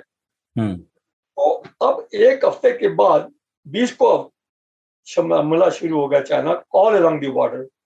क्या एक हफ्ते में इतनी बड़ी फौज की mobilise हो सकती है? होता रहा, लेकिन हमने ध्यान नहीं दिया उस तरफ। हाँ, हमारी इंटेलिजेंस फेल थी। अकॉर्डिंग टू चाइनीज स्कॉलर, ये मोबिलाइजेशन थी 60 के बाद शुरू हो गई थी। इरादा पुराना था चीनियों का, उन्हें पता था कि हमें करना है। हमने हर कोशिश कर ली है, और प्रधानमंत्री prime minister is not accepting any of our suggestion. इसको सॉल्व करने का एक ही तरीका बाकी है, तो वो उन्होंने इस्तेमाल किया। क्या हासिल हुआ सर उन्हें ये इस्तेमाल करके? हासिल तो सब दुनिया को मालूम है। क्या सेटल हुआ, वो भी मैं जानना चाह रहा हूँ कि सुनने वाले जाने कि क्या सेटल कर पाए वो। इसमें क्या वसूल करना सिवाय ह्यूमिलिएशन के, सारे मुल्क की ह्यूमिलिएशन के, और क्या था। और इसको ऐसे पेश किया गया लोगों को, चूंकि प्राइम मिनिस्टर ने जितनी भी प्रॉब्लम थी चाइना के साथ 1960 का तक उनको दबा के रखा, किसी को नहीं पता लगने दिया कुछ भी कि क्या हो रहा है अंदर, क्या प्रॉब्लम है। हम दोस्ती के गीत गाते रहे और वो सीमाओं पर सेना जुटाते रहे, भाई होता रहा, उधर सारी अंदर गड़बड़ हो रही थी, लोगों को कॉन्फिडेंस में नहीं लिया। 1959 अक्टूबर को उनका पास का इंसिडेंट हुआ जहां पर के हमारे पुलिस ऑफिसर्स को मार दिया गया था, और सारी खबर फैली और पता लगा कि ये तो भाई नहीं, ये तो कुछ भी नहीं है। तो ऐसे लोगों को प्रेजेंट किया गया होल थिंग कि जैसे चाइना ने हमें धोखा दे दिया है, चाइना ने फ्रेंड बन के धोखा दिया है। चाइना ने कोई फ्रेंड बन के धोखा नहीं दिया, मैं कह सकता हूँ यहाँ पर आपके सामने। आपने अपने आप को धोखा दिया, अपने आप को गलतफहमी में रखा, हर वक्त आपने रियलिटी को फेस नहीं किया। आपने प्रिज्यूम करके जो कुछ हम कहते हैं वही ठीक है, बाकी सब गलत है। आपने 1959 दिसंबर 8 राज्यसभा में प्राइम मिनिस्टर ने भाषण देके कहा कि मुझे लगा इनसाइड में, जब मैंने पीछे सोचा एक दफा, तो मुझे लगा कि हमारी पॉलिसी ठीक नहीं है। मेरी मिनिस्ट्री को भी लगा कि पॉलिसी ठीक नहीं है। अगर भाई आपको लगा ठीक नहीं है तो आप इसको ठीक कर लो, नो, कहते लगा फिर भी हमने डिसाइड किया कि जो कुछ है ऐसी को चलने दो, हम इसी स्टैंड पे काबू रहेंगे। ये तो कहीं की अक्लमंदी नहीं है। मैं कहूँगा कि आपको पता होते हुए ये हमारी स्टैंड गलत है, आप उसको बजाय करेक्ट करने के आप कहते हैं आप इसको चलने दो, विल स्टे बाय दिस, और जब तक प्रॉब्लम आएगी हम बड़े स्ट्रांग हो जाएंगे, उसको फेस कर लेंगे। अब ये तो कहना वाजिब नहीं है मेरे हिसाब से। आप अगर ठीक समझे तो बात लग रहा है। ठीक है सर। और आखिरी सवाल फिर मेरा यही है कि तिब्बत से कहानी शुरू हुई, चीन के साथ हमारे मनमुटाव की। हम ऊपर ऊपर कहते रहे कि हिंदी चीनी भाई भाई हैं और हमें हमेशा चीन के साथ दोस्ती रखनी है, जिसकी एवज में हमने उनके लिए बहुत कुछ जुटाया। उस वामपंथी सरकार को सबसे पहले मान्यता दी जिसे अमेरिका और ब्रिटेन तैयार नहीं थे। उसके अलावा परमानेंट सीट के लिए हम लॉबिंग करते रहे, हमने अपने लिए नहीं ली, छोड़ दी। और तिब्बत की तरफ से भी आंखें मूंद ली कि कोई बात नहीं, चीन को करने दो जो करता है, लेकिन हमसे झगड़ा नहीं होना चाहिए। और आखिर में हमें चीन के साथ झगड़ा करना भी पड़ा। झगड़ा क्या, हम तो झगड़े ही नहीं। कहा जाता है कि आए वो लोग जो मर्जी थी की और निकल गए, बस ये दिखाने के लिए कि हम तुम्हारी बेइज्जती कर सकते हैं, तुम्हें ह्यूमिलेट कर सकते हैं, जब चाहे घुस सकते हैं, जहां तक चाहे कब्जा भी कर सकते हैं। तो ये जो रणनीतिक चूक थी, ये जो कूटनीतिक चूक भी थी उस वक्त की भारत सरकार की, और हर सरकार सीखती है, हर देश सीखता है, चीन ने भी बहुत सारी की थी। हमने क्या सीखा सर उसके बाद, क्योंकि आप एक लंबे वक्त तक फिर विदेश मंत्रालय का हिस्सा रहे, क्या है सीखा हमने इसके बाद? हमने कुछ नहीं सीखा। इसलिए नहीं सीखा कि जब तक आप लोगों को ये बताएंगे नहीं कि असलियत क्या है, कि कहाँ हम गलत थे। अब ये कहते हैं कि चाइनीज ने कब्जा कर लिया, चाइनीज ने ये किया। आप अगर लोगों को बताएंगे कि ये झगड़ा क्यों हुआ, किसकी गलती से हुआ, उसको ठीक करने के लिए हमें गिव एंड टेक करना पड़ेगा। 1956 में बर्मा की प्रॉब्लम थी चाइना के साथ बॉर्डर पे, पंडित जी ने उसको सलाह दी, पंडित जी ने उन्होंने को सलाह दी, भैया चाइना जाओ, बातचीत करो, गिव एंड टेक से फैसला कर लो। और वार्न किया, रिजिड स्टैंड मत लेना, अगर रिजिड स्टैंड लोगे तो प्रॉब्लम हल नहीं होगी। अब 1962 आ गया। 18 जनवरी 1962 को उन्नू वाराणसी में थे पिलग्रिमेज पे। प्राइम मिनिस्टर उसको वहां वाराणसी में मिले। उन्होंने क्या कहा उससे, उसने कहा देखो वो चैन जी जो फॉरेन मिनिस्टर, प्राइम मिनिस्टर चौवन लाई आपसे बात करके मामला तय करना चाहते हैं। ये नेहरू को बताया गया कि चौवन लाई बात करना चाहते हैं। उस वक्त तक हमला नहीं हुआ था। और वो भी बात करना चाहते, उनका जो फॉरेन मिनिस्टर है और प्राइम मिनिस्टर दोनों, और वो 3 दफा हिंदुस्तान आ चुके हैं और तुम एक ही दफा गए हो। ये तुम्हारे बारी है जाने की, जाओ और अपना बातचीत करके फैसला करो। वो दे आर वेरी एंशियस। पंडित जी नहीं माने और आप बात भी नहीं करेंगे, फैसला भी नहीं करेंगे, तो फिर कैसे बात बनेगी? तो जो सलाह हमने औरों को दी उस सलाह पर खुद अमल भी नहीं किया और चीन को एक मौका दे दिया। और सही बात है, एक मौका दिया और उसने हमला किया और फिर दुनिया को दिखाया, एशिया को तो कम से कम दिखाया ही कि हम बॉस हैं यहाँ के, चाहे बातचीत से सेटल कर रहे, चाहे हमले से सेटल कर रहे। अगर आप मेरी किताब लिखने का क्या मंशा था, क्यों मैंने लिखी? मैंने कहा आज तक लोगों को यही गलतफहमी है कि चाइना ने हमें धोखा दिया और चाइना ने हमें मारा। ये नहीं है कहानी, ये गलत कहानी है। इसको ठीक तौर पे लोगों के सामने आना चाहिए, क्योंकि जब भी कभी हम चाइना से फैसला करेंगे तो हमें गिव एंड टेक करना पड़ेगा। हम ये नहीं कह सकते कि ये दोनों हमारे हैं, आपको गिव एंड टेक करना पड़ेगा। और जब गिव एंड टेक करेंगे तो लोग क्या कहेंगे, ओह पंडित नेहरू ने सब जगह बचा ली और ये मोदी या कोई भी प्राइम मिनिस्टर होगा देश बांट रहा है। आजकल की जो पॉलिटिक्स आपको मालूम है। तो इस गलतफहमी को दूर करना चाहिए कि इसमें चाइना ने कोई धोखा नहीं दिया, हम अपने आप धोखा खाए। और हमें सीखना चाहिए कि गिव एंड टेक से फैसला होता है। कभी एक आदमी की बात पक्की पे खड़ा हो जाए कि मेरी ये कि मैंने ये कहा और इसी पे फैसला होगा तो होगा, नहीं तो नहीं होगा, तो फिर फैसला कभी नहीं होगा। ठीक है, तो ये कूटनीति के संदेश हैं, कूटनीति के सबक हैं जो हमें सीखने चाहिए। इसलिए लोगों को बताना चाहिए हमें कि साहब देखो ये प्रॉब्लम थी उस वक्त, फॉर सम रीजन जो भी थी ये बात नहीं हो पाई, नहीं सेटल हो सका, अब हमें चाहिए कि हम अपनी गलती को समझें और जो कुछ भी फैसला होगा गिव एंड टेक्स होगा, और जब हम गिव करें तो प्लीज अंडरस्टैंड, ये मैसेज जाना चाहिए और लोगों को सारे फैक्ट्स मालूम होने चाहिए। जी सर, बहुत बहुत शुक्रिया भसीन साहब, आपने अपने विचार रखे और आपने एक पूरी किताब ही लिख दी अब तो किसी को यदि वहां से पढ़कर पूरी बात समझनी हो डॉक्यूमेंट्स के साथ तो बहुत बढ़िया, वरना तो हमने इस पॉडकास्ट में डिस्कस किया ही है। भसीन साहब ने बताया कि भारत और चीन के बीच में जो संघर्ष है कम से कम सीमाओं का, वो एक तरफा नहीं है, बल्कि कुछ चूक हैं जो हमने की, कुछ मौके हैं जो हमने दिए, और चीन तो मौके का फायदा उठाने में कहीं से कमजोर नहीं है। और पहले भी पॉडकास्ट में एक्सपर्ट्स आए हैं जिन्होंने कहा है कि भाइयों, कूटनीति की दुनिया में सब अपने लिए ही लड़ते हैं, कोई किसी के लिए कुछ नहीं करता है। तो अगर कोई हमसे कुछ ले गया तो उसे दोष मत दीजिए, इस बात को दोष दीजिए कि हम क्यों कमजोर रहे। बहुत बहुत शुक्रिया सर। बहुत बहुत शुक्रिया आपका, आपने मुझे मौका दिया और एक लंबी चौड़ी बातचीत हो गई। अब कहाँ तक लोगों तक पहुंचेगी और कहाँ तक लोग समझेंगे, या लोग मुझे कहें कि मैं गद्दार हूँ, मैंने अपने मुल्क के खिलाफ बात की है, ये लोगों की मर्जी के ऊपर है। जी सर, तो अवतार सिंह भसीन साहब को सुन रहे थे हम। तिब्बत और चीन के झगड़े में भारत का क्या रोल रहा और चीन के साथ हमारे विवादों की जड़ें हमने टटोली। उम्मीद है कि आपको काफी कुछ जानने समझने के लिए मिला होगा। ये पॉडकास्ट कैसा लगा बताने के लिए हमें मेल कीजिए radio@aajtak.com पर, और व्हाट्सएप कर सकते हैं 9953323303 पर। मेरा वादा है जल्दी ही आपके मेल्स और मैसेज सभी को पढ़ाकू नितिन में शामिल करेंगे। हम आज तक रेडियो के पेज के अलावा आपको मिलेंगे स्पॉटिफाई, विंक, गाना, जियो सावन, एप्पल पॉडकास्ट, गूगल पॉडकास्ट पर भी। जहां भी मिले हमें धर लें, दबोच लें, हमें फॉलो कर लें, सब्सक्राइब कर लें। बस वहां जाकर आपको लिखना है पढ़ाकू नितिन।